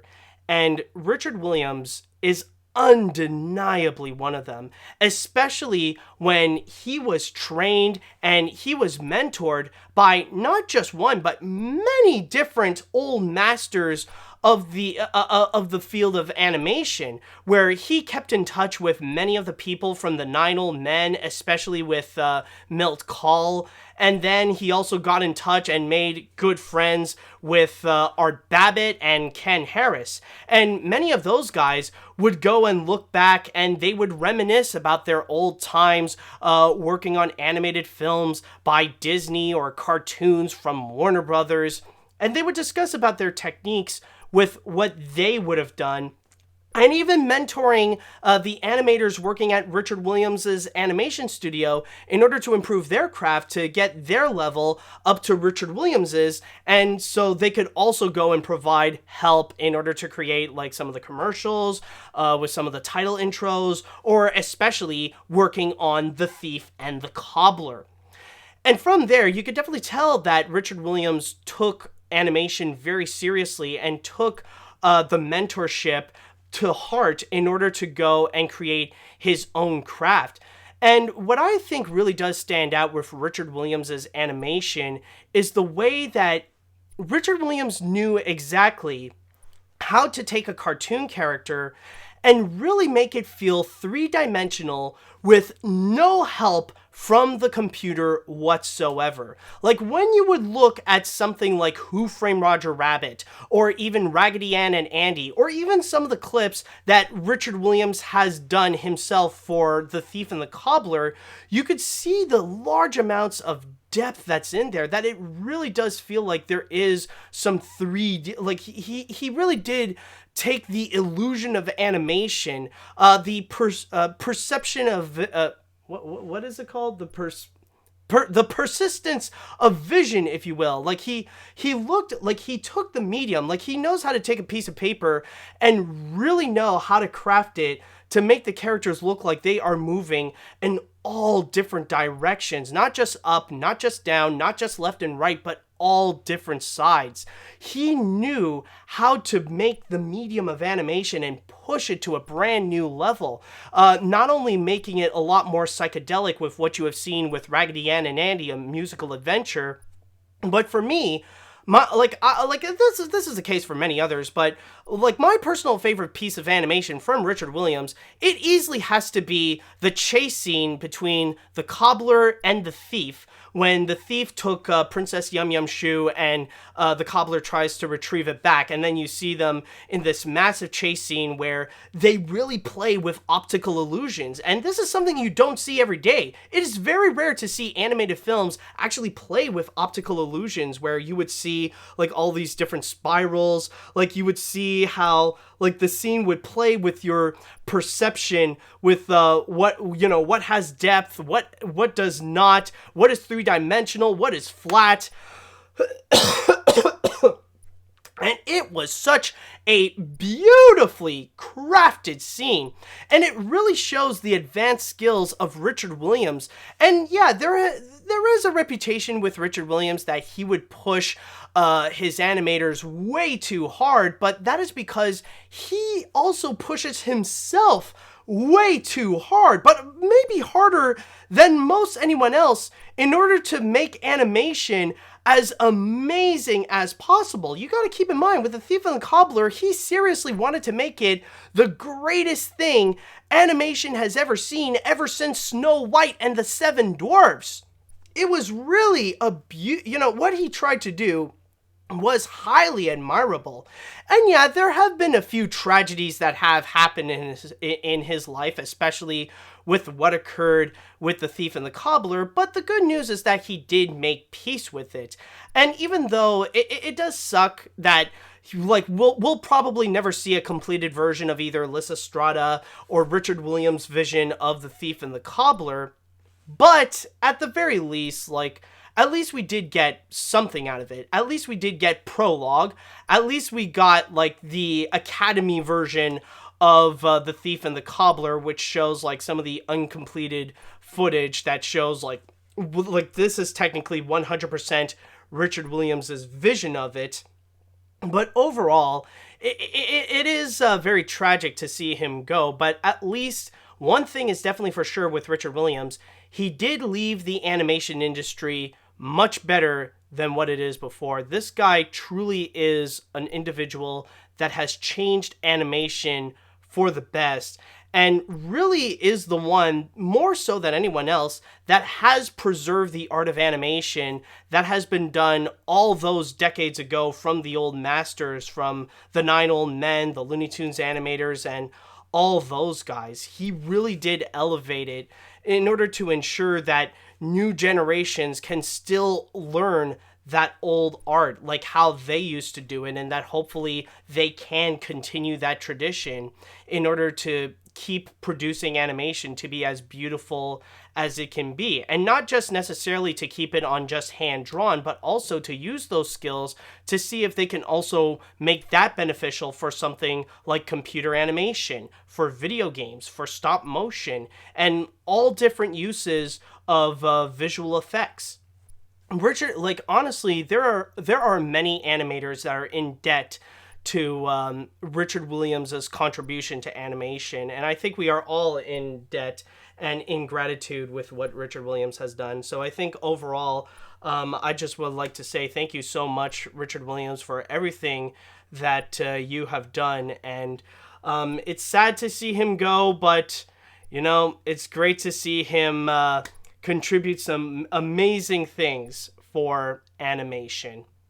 So, with that said, if you guys in the chat wall would like to go and have a little comment about Richard Williams, please let me know right now. Just write down your comment, and also share your thoughts. What is your favorite thing from Richard Williams? Let's not make this all tragic. Let's share some happy thoughts. What are some of your favorite moments that Richard Williams is involved with? Okay, let's see now. Richard Williams is the master of all animation. I do consider Richard as an inspiration for my planned kids book series that still needs to publish. Ziggy's Gift TV special. Ziggy's Gift TV special. I really enjoyed for being very sweet and creative. Roger Rabbit, everyone knows as one of the greats, along with The Thief and the Cobbler. Richard, along with Bluth, Miyazaki, Isao Takahata, and Nick Park, are my animation legends to me. But Richard will always be my favorite. That's very nice, dude. Okay, let's see. I admire many deceased and past animators, but none as admirable as Richard Williams himself. Being trained by master animators must be a real treat. For the work he did in Roger Rabbit, all the way up to the longest movie production of an animated film, rest in peace, Roger Rabbit and Thief. But hey, at least we got the Thief and the Cobbler recobbled cut. You know, that definitely is something. I mean, his legacy nowadays really did get a great push, especially from what many people say is like two major fans that help reintroduce Richard Williams to a new generation. More specifically, Gary Gilchrist and Kevin Schreck, yes, where Gilchrist has created the Thief and the Cobbler recobbled cut, while Kevin Schreck produced a wonderful documentary with The Persistence of Vision, which I will still repeat again and again, that if you guys have not seen that, please go and watch that. Alright, anyways, moving right along. Rest in peace to Richard Williams, Russi Taylor, Dave Smith, Cameron Boyce, Carol Spinney, Ron Leibman, Juice World, Carol Spinney again, René Ange Aubergenois, Marie Fredrickson, Peter Mayhew, Tim Conway, Luke Perry, Doris Day, and so many others this year. Also, I lost people I knew in my life. One is my mom and dad's college friend who helped us with while we stayed in England for a few weeks, and also another friend to my parents who helped me set up my new voice recording hardware. Rest in peace to all. Yeah, rest in peace, man. Very nice. Let's see. Did I read that one? Okay, yeah, here it is. Richard Williams is a legend, and he'll never be forgotten. It sucks that nice people would die quietly, yet white nationalists like Donald Trump and Black Pigeon Speaks and the previously mentioned Paul Joseph Watson and Nick Rekieta live long, healthy lives. Emily Dickinson has said death that will never come again, and what makes life so sweet. I enjoy seeing the recobbled cut in Roger Rabbit. If you've seen The Good Place, his fate will make me feel uncomfortable. Listen to The Devil's Were, and the comic had to just stop from there. I think there is a bit of, yeah, you got to keep in mind that on Twitch there is a limit with how much you can write, so you can't write at all. There is a limit with how much will be present in the chat. Let's see now. I did enjoy Richard's works. Roger Rabbit is one of my favorite movies, and The Thief and the Cobbler looks really good. Rest in peace, Richard Williams. Let's see. I remember that day. His passing a few months after your own look back on him. To say for him, Robin Williams, Stan Lee, Steven Hillenburg, Carrie Fisher, even my grandma in past of this decade, so on. They're each an inspiration to my life and to my own projects. They were great people to live a wonderful life to the greatest creation, abilities, or achievements to all they accomplish. May they serve as to what they can learn and to what we can love. May they all rest in peace. Dedicated to Grandma Roberta. That's very nice of you, dude. All right, I'm going to read one more comment before we're going to jump onto the next story. Coincidentally, you did animation look back on him this year before he died. Richard Williams lived a great life. His work is not only extraordinary but revolutionary. I grew intrigued over his work on The Thief, and it is sad that we may never get a full cinematic experience. I own the Animator Survival Kit I got last Christmas and have read and practiced his methods and hope to be as fantastic an artist as him. Rest in peace, Richard. Yeah, there are a few people that did mention that. It is true, this year I have done an entire animation look back on The Thief and the Cobbler. It was very fascinating to look into his history, but I mean, it definitely was kind of a cruel coincidence that after I finished it, Richard Williams ended up passing away. So honestly, I won't know if he actually did see it. And the more I think about it, the more I feel like I don't think I even want to know if Richard Williams saw it and he had any thoughts on it. I don't know, like, especially this is about him and his passion project. Like, I don't know, I feel like it would be way too stressful to know that, like, honestly, I would be a little bit too stressed, and a little bit too anxious to know like if he liked it or he didn't, because he could be a bit stingy on those things, and he did state that he was not a fan of the recobbled cut, so I don't think he would be much of a fan, or if his family would be a fan of animation look back, or I mean, especially with my freaking song that I did in part 3. I'm proud of it, but I don't know what they think of it. But yeah, this is not about me, though. This is about Richard Williams. And yes, may the dude rest in peace.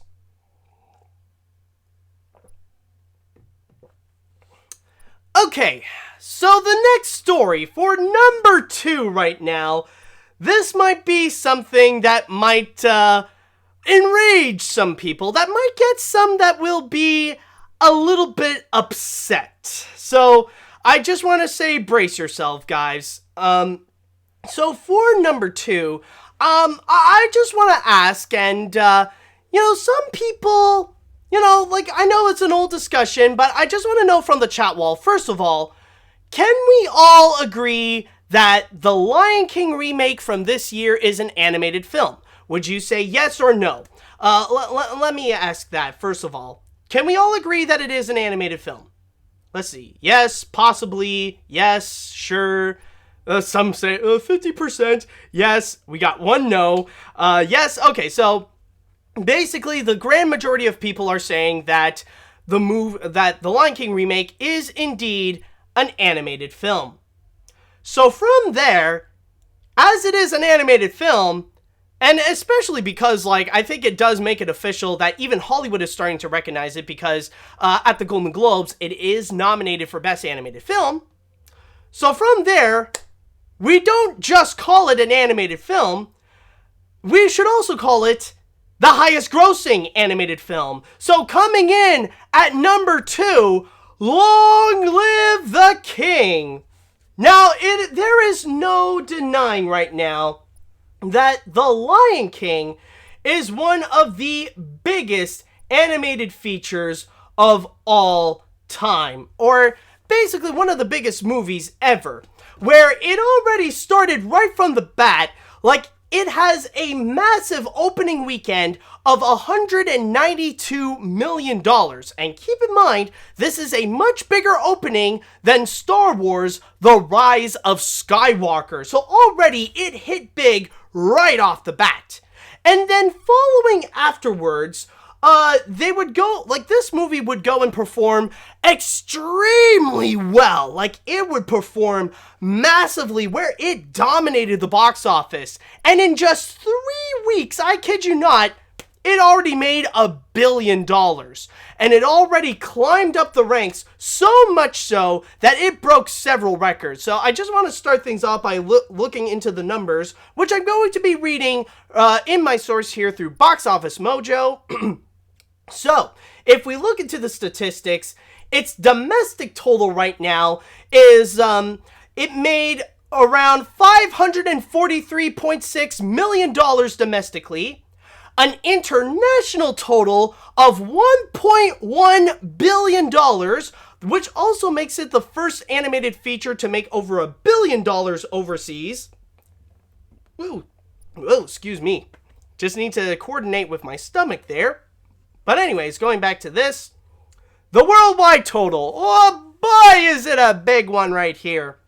It now has a worldwide total of $1.65 billion, or $1.656 billion, making it the highest grossing animated feature of all time. But not just that, it also makes it the second highest grossing film of 2016, of 2019, 2016, what the fridge am I talking about?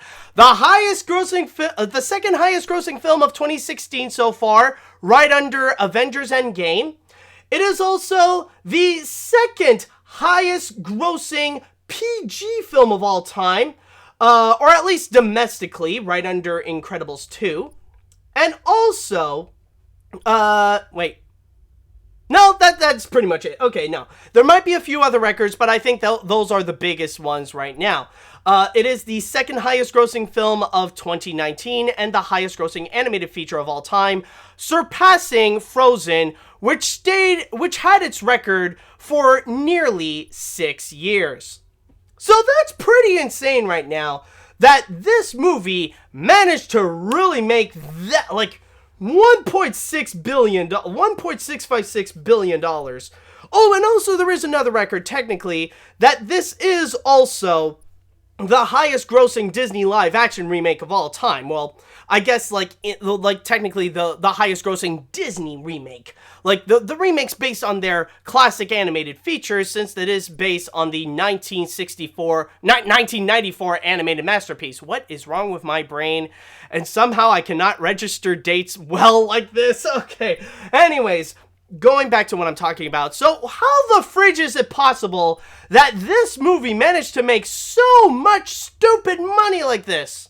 Well, number one, I think the obvious answer is nostalgia.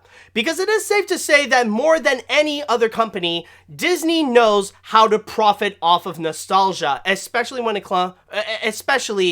comes to their classic features. Because so far, with the ones based on the Renaissance films, like the ones released in the early 90s, like we just saw this with Aladdin this year, and also 2 years ago with Beauty and the Beast, which with those features, they've already made over $1 billion, and for the most part, these live-action remakes have been very successful for Disney, not just with those, but also like with Maleficent, with The Jungle Book, and I mean, sure, there have been a few flops, like we also saw Dumbo was a box office bomb, and there have been a few that didn't necessarily make much money, like Christopher Robin or Pete's Dragon, but when they're successful, they are stupidly successful, and that is definitely the case with The Lion King right over here. So nostalgia does play a big factor, and keep in mind, like with The Lion King, it's a combination of all the things for nostalgia. Like, this is a movie that this year, it just turned 25 years old. There are some people that grew up with The Lion King, that they've had fond memories with it. There are those that remember seeing it on the big screen back in 1994, and now they want to relive that magic again. So, of course, nostalgia was a big factor. But there is also another thing that a lot of people did tend to forget now that the movie is released, but it is also the fact that The Lion King was definitely one of the most anticipated movies of 2019. And that is mainly because of the director, Jon Favreau. Now, of course, Jon Favreau can be a bit of a hit and miss director, but when he does make hits, they can be legendary successes. There are some movies that he has done that when he does something well, he does it beautifully. We have actually just saw that recently with The Mandalorian, which a lot of people really do enjoy, and kind of like, like some people are even saying that with The Mandalorian, it's one of the best things that came out of Star Wars in recent years, like even more so than any of the recent films that we got this decade, and definitely a lot more than the prequels. There's also like Iron Man, there's Elf, and then there is The Jungle Book. And that's probably the biggest factor, because The Jungle Book is such a huge hit. Like, that film made nearly $1 billion, and so far a lot of people are saying that it is the best of the Disney live-action remakes. From there, people trusted Jon Favreau that they can make something great with The Lion King. If there was anyone that is capable of making a remake of The Lion King, it would be Jon Favreau, especially if he can bring that magic to The Jungle Book onto something like The Lion King. So they trusted him when he would bring in all those A-list celebrities. They trusted him with the visual effects. And especially when the trailer came out, like, the visuals, like, say what you will about the movie, but the visuals are absolutely breathtaking. They are phenomenal. Their goal is to make it as realistic as possible, and it does look like a legitimate nature documentary. The amount of detail that they really went into this is just astonishing. And if anything, it really was a technical and visual achievement that they've managed to succeed beautifully with this one. So from there, like, especially with Jon Favreau and the visuals that they have presented onto the commercials, it did put in a serious amount of hype onto this film. So that's why we have seen with The Lion King, there's this serious buildup that keeps coming up, that people really are interested, that they really want to see how it is, and that they want to relive the magic of The Lion King. Now, say what you will about the response and how people feel about this movie nowadays, and yeah, sure, like, it has slowly become irrelevant and people are preferring the animated film, you know, kind of like things are going back to how it used to be when this movie didn't exist, but people really went to see it. The response is highly strong that they wanted to go see The Lion King back on the big screen, and it resulted in possibly the most successful movie of this summer. I mean, technically you could say like Avengers Endgame, because that was released like at the beginning of summer technically, but that's kind of like a little bit of an exception, because that was like released in a period where we're like transitioning from spring to summer, so it's hard to really categorize where Endgame would be. But for a full-on legitimate summer movie, it is The Lion King, and it took full advantage of it, especially when there was very few family films that was around The Lion King. And that also played another major factor for The Lion King, is that there was very few competition. Like, other than Toy Story 4 that was already on for like months now, The Lion King was like the only one that was a real attention grabber for families. Like, the target audience that it was going, for the most part, it was the only one that was going on. Like, there might be a few kids films and a few animated films that were released afterwards, but they didn't necessarily grab as much attention as The Lion King. So it was pretty much dominating at the box office, with no one really trying to stop it. Like, the next big movie that came afterwards that grabbed a lot of people's attention after The Lion King was honestly Joker months later during the month of October. But at this point though, now that it did reign as the new king of animation with this massive total, some people might be wondering, is it going to be possible for someone to take over The Lion King? Will there be an animated film that could overthrow it so that that animated film can be the new highest grossing animated feature? Well, for now, there might be one. There seems to be only one so far that could have a chance. Now, it is slowing down at the box office, but there could be a possibility with Elsa. She might get her crown back with Frozen 2. Now, as I am recording this right now, it is doing exceptionally well at the box office, where now it is making $1.167 billion, and it's on its way very quickly to possibly go and take over the first Frozen. Like, this might end up making more than the first Frozen, but the question is, will it have a chance to go and take over The Lion King? Now, that I feel like it is going to be something that we will have to wait and see, because with Frozen 2, so far, during the holiday run, it is doing pretty well, I will say. Like, sure, it does have some competition, and a lot of attention is given more towards stuff like Star Wars: The Rise of Skywalker, and a little bit as well towards Jumanji: The Next Level, but on its own, with Frozen 2, it is still doing very strongly, and it is still doing a lot better than many other movies that are directed towards the same kind of audience as Frozen 2, but they're flopping terribly. Like, so far, Frozen 2 is still doing better than Cats, of course, and it is doing better than Spies in Disguise, so it is still a pretty tough competitor. So you never know, not just during the holiday season, but maybe during award season as well, like when it could get nominations for stuff like Best Animated Feature, or maybe even Best Original Song for Into the Unknown. Maybe it will bring a little bit more relevancy back onto Frozen 2, and more attention could be given to Frozen 2. Who knows? Maybe it will have a chance to overthrow The Lion King. Yeah, it's got a long way to go. It still has $500 million, but it is still a legitimate challenger. Elsa might legit have a chance, but it is going to be something that we will have to wait and see on. And definitely it's not going to happen overnight. This is going to be something that will take a bit more months to see if that can even happen in the first place. But on its own, it's doing exceptionally well. It is already a massive box office hit, but will it be bigger enough than The Lion King? That we'll have to wait and see. But of course, considering that we have seen a new major box office record that will make a huge impact in history, or at least like the box office animation history, this is why this one makes it at the number 2 spot. So, yep, for now, we'll just have to call The Lion King remake. If we refer to it as an animated film, then we also have to refer to it as the highest grossing animated film of all time. So with that said now, I would like to go into the chat wall, and I want to ask you guys, what do you think about Lion King being the highest grossing animated film ever?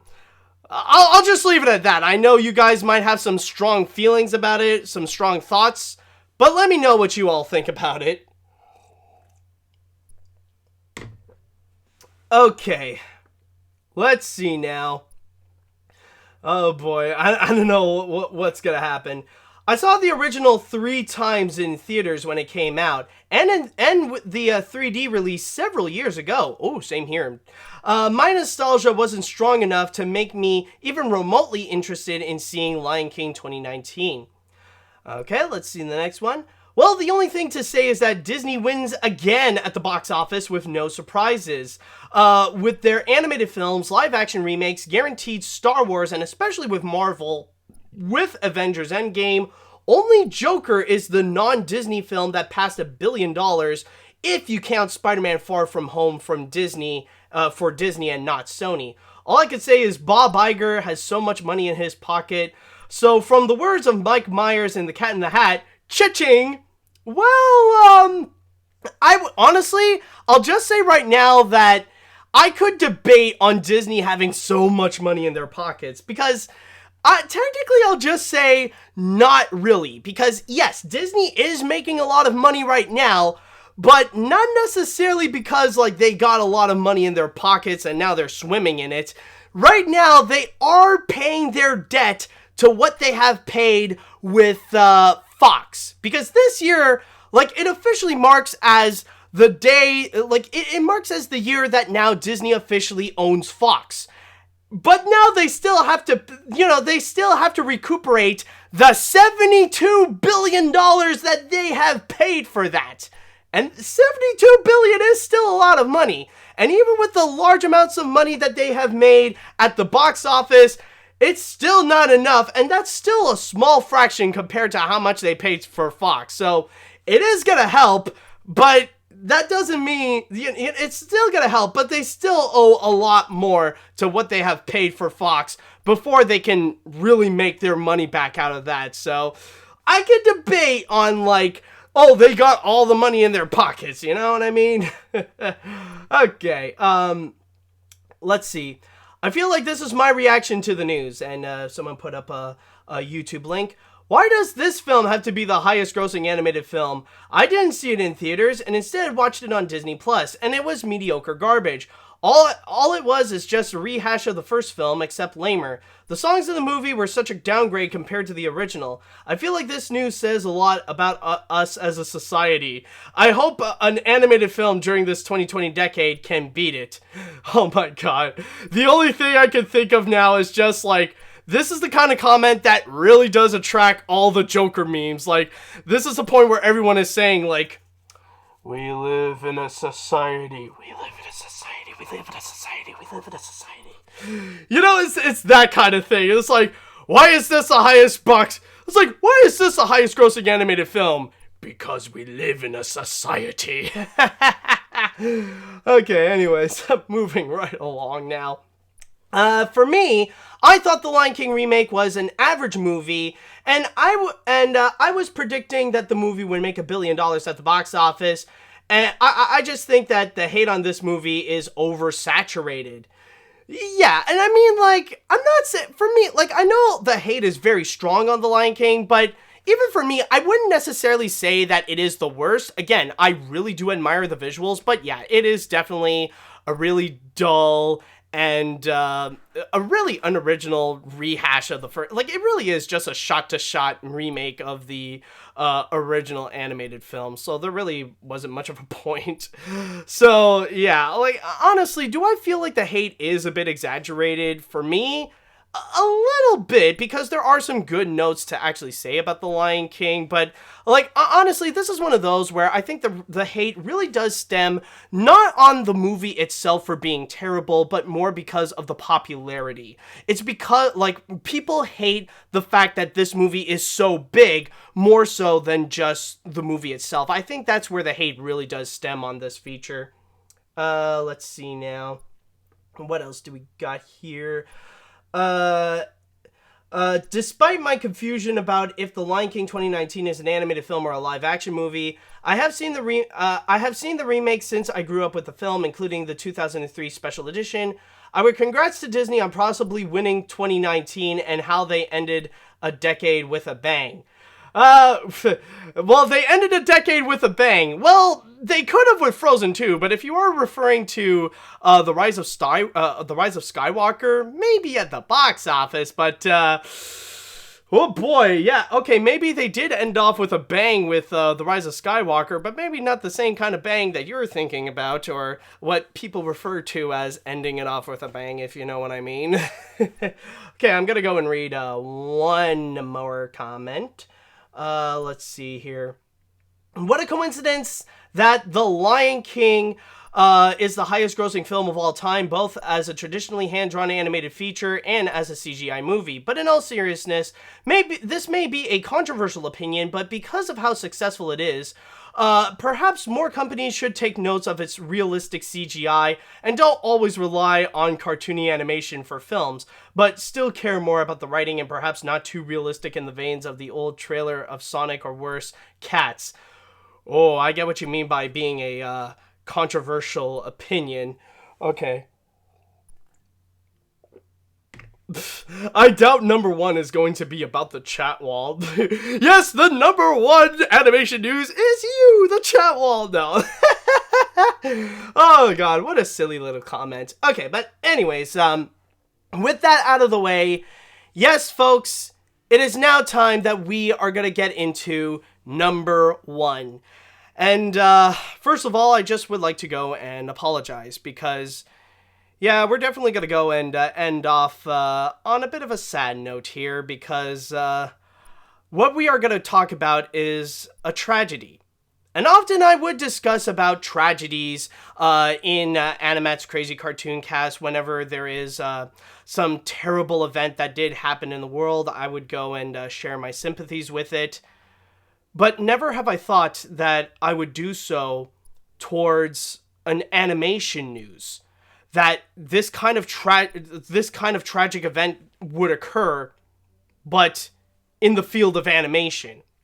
Honestly, it is just shocking. And like, to this day, it is still shocking that this thing still does, that this even happened. And yes, chat wall, most of you got it right. The number one, unfortunately, this is the biggest animation news, so the number one animation news of 2019 is the KyoAni Arson attack. And this is quite a story. This actually happened during the middle of July that this happened. Now, for those of you who don't necessarily know, Kyoto Animation, which is often referred to as KyoAni, is a very prominent animation studio, and they have done a lot of different anime series and also a few Japanese animated features. Like, one recent example that a lot of people know and love is a Silent Voice. And from there, it is often referred to as a highly praised and admirable animation studio. Like, a lot of people do look at KyoAni with great fondness. But what ended up happening in July was just utterly shocking. It's very hard to find the right words to express, like, the tragedy that did occur. Because what ended up happening, it was just this crazed up arsonist came in. He entered the studio and just blew stuff up and tried to set everything on fire with the intentions of actually killing people, like to go around saying, die, die, die, die. And what ended up happening is that it set not the entirety of KyoAni, but so what the building is referred to as Studio 1 was entirely set on fire, and it ended up injuring many animators that have worked there, or most animators that have actually worked there, or most employees, to be more specific. And from there, while there have been dozens that have been left injured, there have also unfortunately been a lot of people that died as well. 36 to be exact. Now, some people may be wondering, why did this happen? What were the events that caused this tragedy to occur? Well, apparently what seemed to have happened is that the arsonist, he did enter a contest for KyoAni to submit his story, and it could possibly turn into an anime. And what is stated is that he might have submitted his story onto it. He didn't necessarily win, but allegedly KyoAni has used his story and turned it into a prominent anime without his credit. And from there, the arsonist got really upset and he wanted revenge on KyoAni, so he ended up setting the whole place on fire, like really set Studio 1 into a blaze. But from there as well, the arsonist did have a record of criminal activity and also a record of mental illness. So it really is kind of like a bad combination where they just messed with the wrong person in order to, they messed with the wrong person and ended up having this occur. So pretty much it's like this guy had this really messed up mentality, kind of like a nationalist, and really went out of his way to get revenge on allegedly the studio stealing his story. And from there, of course, not just Kyoto Animation, but the whole neighborhood that lived close to the building of Studio 1 were in absolute shock. And it's not just that either, because it's the entirety of Japan as well that was in shock that this occurred, because this isn't just the deadliest attack in animation, but this was also the deadliest attack in the history of Japan ever since World War II.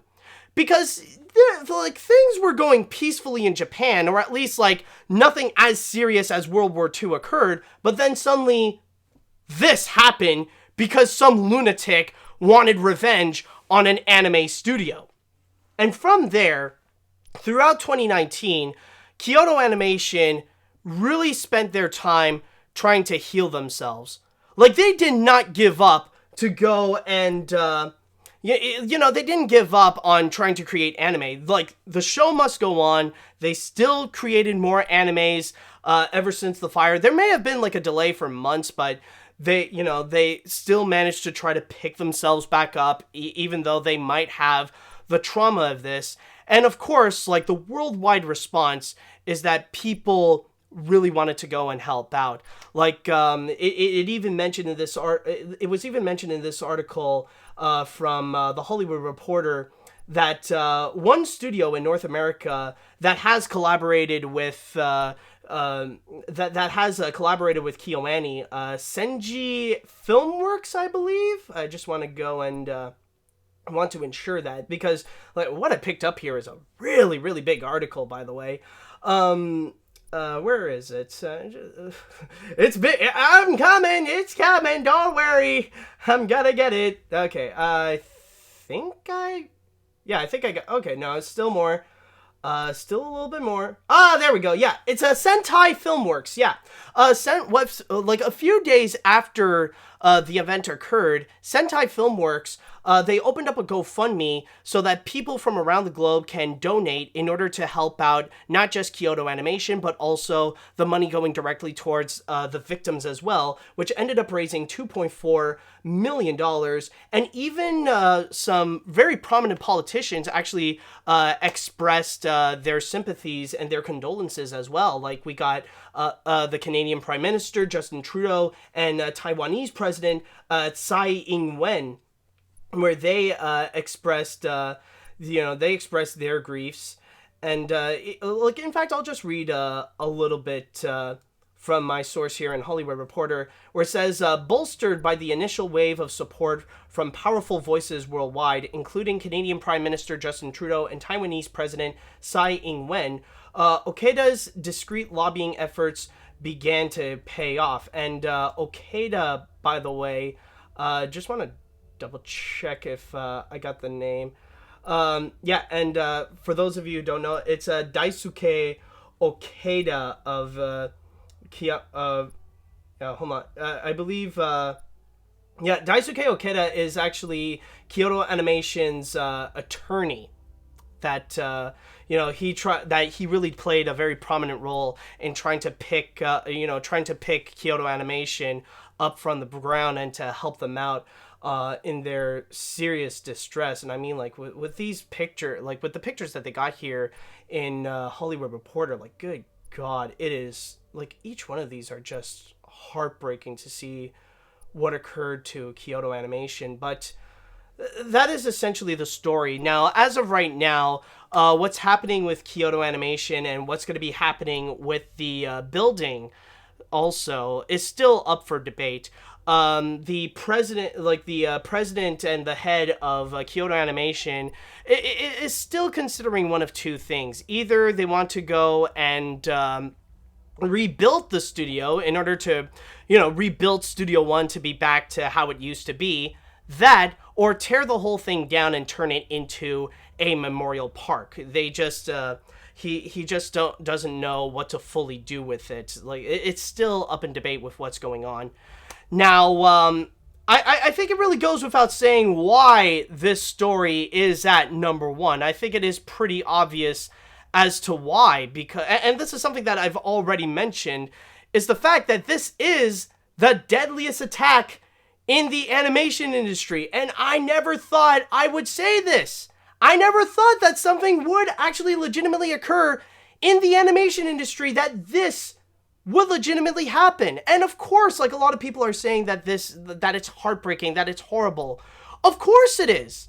And one thing that I will say, and this is probably something that, for me, this is the scariest thing about this entire event, about this entire tragedy, is the fact that the reasoning for why the arsonist did his actions and went out and acted like a complete nationalist and burned the whole building down just for his own self-fulfilling revenge, this is a story that I am all too familiar with. I've read, as someone who researches a lot into animation, I've heard this story way too many times than I can count. Because in Western animation, it has often happened so many times where you always get that one person who is so upset at studios like Disney and DreamWorks that they would always claim that they stole their story, and they would try to go and sue the companies for, like, copyright infringement, or that they stole their story, and, going after those companies for making really successful movies and, like, wanted to claim that it's their original idea and stuff like that. And it happens all the time, and it always happens to their most successful movies. Like, Frozen happened it happened with Frozen a few times. It happened with Cars. My God, Pixar went through that so many times, like with Cars, with Monsters, Inc. And then there's also, like, Kung Fu Panda that had a big lawsuit like that ended up terribly for the guy who tried to sue DreamWorks for it.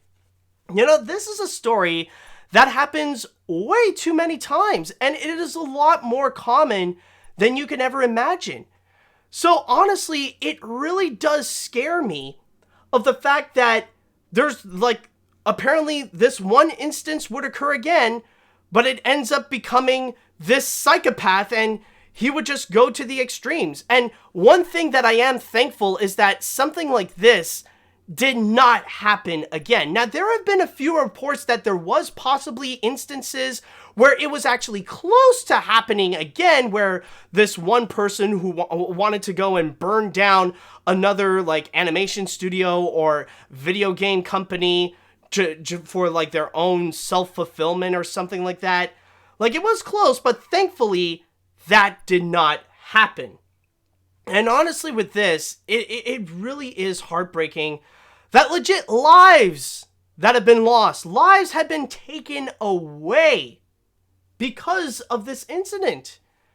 And it really is heartbreaking to see this occur, that honestly, that this is a legitimate animation news with a legitimate death count. That alone makes it at number one.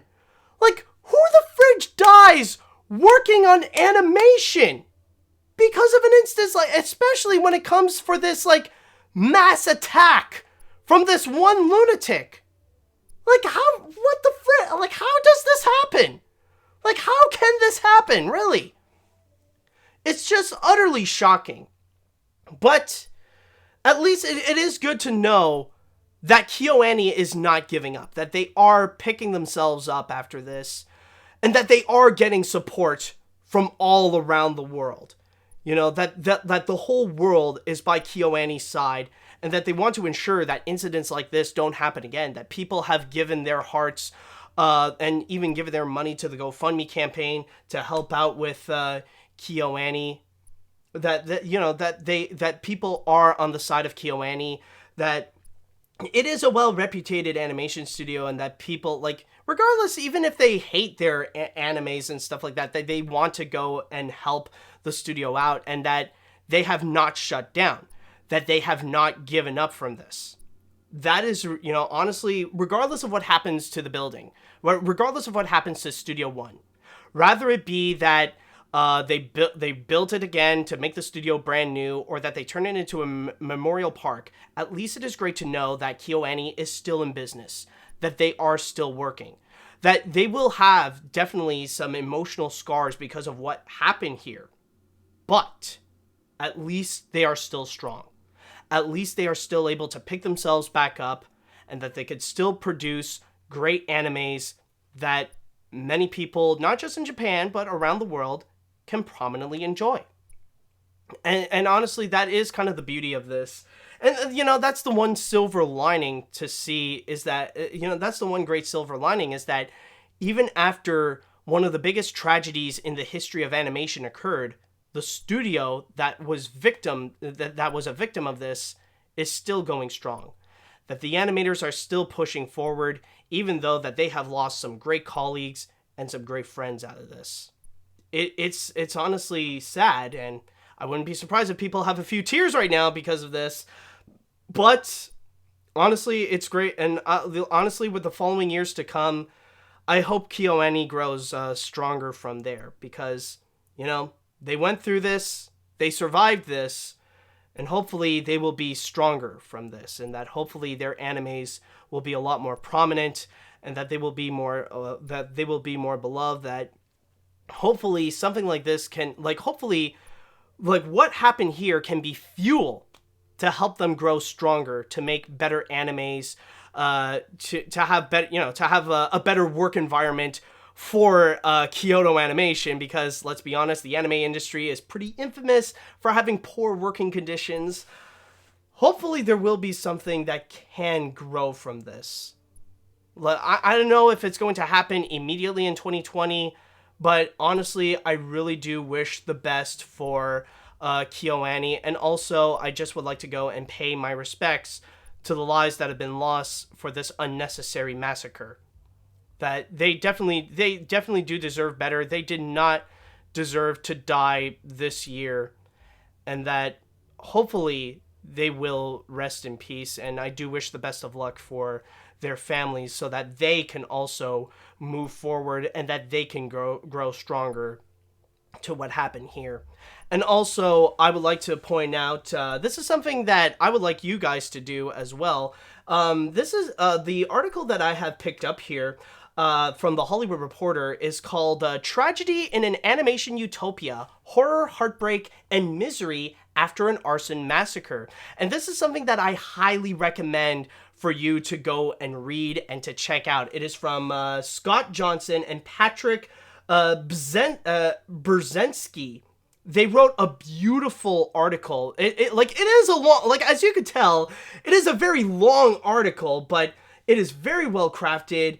It really goes deep into the history of not just what happened, but also regarding the history of KyoAni, and also how are they going to go and move forward from this. So if there's one thing you should take from this podcast is to go and read this article. It was actually done recently on December 20th, so definitely go and check this article out. It's very well done. My credits, I have to give credit to Scott and Patrick for doing this. It's a very good article. So with that said, I would like to go into the chat wall, and I would like to go and ask, what do you guys think of all this? Or, well, if you guys want to go and pay respects to this whole situation.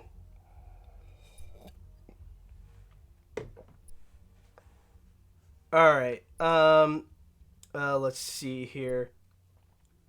I'm just left heartbroken and speechless that this happened, but I am happy the animators are getting the love and support that they deserve, and I just hope they can get back up and stay strong and brave. I also hope the person responsible for this riot is in hell. Oh yeah, I think it is safe to say right now that there are definitely some consequences to his actions. I don't know if he's either dead or if he's in prison right now, but well, I kind of forgot how, like, I'm sure this article really does explain a lot more about that, but yeah, like I'm sure like the dude is being punished for sure. Let's see. When it comes to major disasters, fires have been big this year. Not just this, but also completely different and not deadly. The fires of the cathedral in Notre Dame before Easter, and many people came to help the cathedral to move forward. But we still have hope for Kyoto and Notre Dame for the 2020 decade. And I believe there's also like the major Chicago fire. Didn't Chicago also have some big fires as well?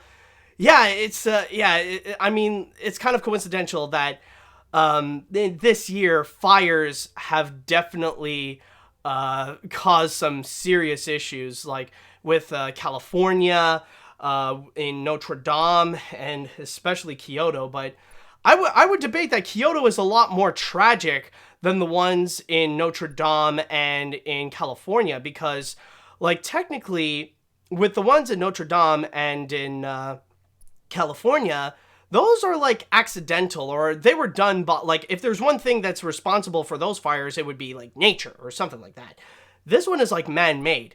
This one was a fire that was intentional from a psychopath with the intentions to legitimately kill. That is the big difference, and that what makes this one all like at the same time. This is what makes it one of the biggest tragedies of the year. Let's see now. I'm very happy that Kyo and their animators are all right as well. They are one, if not the best companies I've ever seen in a while. I think we should. I think there's one verb that's missing. I think we should pay respects to the surviving animators and the deceased ones in name. The mystery animators and the Kyo survivors. In fact, we could make a documentary on this as a nice respect and tribute on KyoAni and name it Kyo, the story story of a great and dark tragedy. I mean, I wouldn't be, well, honestly, give it some time. Not right now. I mean, like, doing one right now would be way too soon. Give it a few years to let the wounds heal, you know? That would be like making a documentary on 9/11 right after 9/11 happened. So just give it some time. Especially, as I mentioned, this is the biggest tragedy that occurred in Japan ever since World War II. So, you know, if we want to pay respects, let's give that a little bit of a break. Give it a few years, and then, like, maybe a documentary on the tragedy could actually be pretty nice. So, like, maybe we could do that. Okay. Let's see now. I really hope that Arson guy gets his just desserts and be locked up for life just like Mark David Chapman, all because of the bigger than Jesus line from John Lennon. Thankfully, about $30 million has been donated, but there's another bit of controversy happening with Kyoto. The neighborhood residents say that they don't want a Kyoto Monument Memorial Park because they say it will destroy the peaceful lifestyle. They say they will continue discussing about it after until April 2020. And you do bring up a very good point, and that's why right now it is still in discussion about what to do with Studio One. That's why they are debating rather if they want to rebuild it or turn it into a memorial park. Because the one downside with a memorial park is that it would be way too crowdy. It would end up attracting way too many anime fans. And yeah, just like they stated, it will disturb the peaceful lifestyle in there. It's already bad enough that there have been some anime fans that will just walk around the neighborhood, just to go and check out the building of Studio One by KyoAni. It's already bad enough that they have that issue already. It's just that with the addition of a memorial park, they would end up turning the place into a tourist trap, and the residents in there, they do not want it to be a tourist trap. That would make, that would make the wound even worse, that their peaceful lifestyle has been completely disrupted in the long run because of this tragic event. It would just make things worse already from there. So that's why we will have to go and wait and see until what they can fully do with the building. That's going to be a story in development. And I'm going to go and read one more story that we got here. And I'll pick you. To say much, I really don't have any comments on this. Sadly, I don't know the studio nor watched or heard of their projects. But it's quite lifting to know when something brings you down, even though it's something permanent. Always stay back up. To never let it go without a fight for the studio's case. It's never too late. And my God, what a beautiful comment to end on.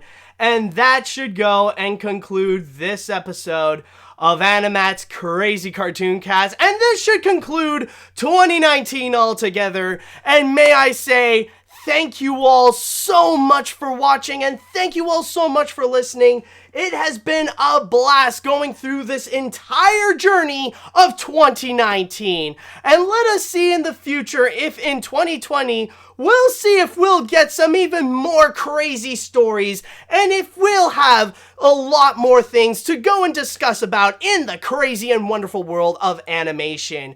We definitely had some tragic times, but let's be honest, we also had some great times as well. We cried, we laughed, but we'll see what the future holds next year. So with all that said, once again, thank you all so much for watching, thank you all so much for listening, and until next time in 2020, see you later, dudes!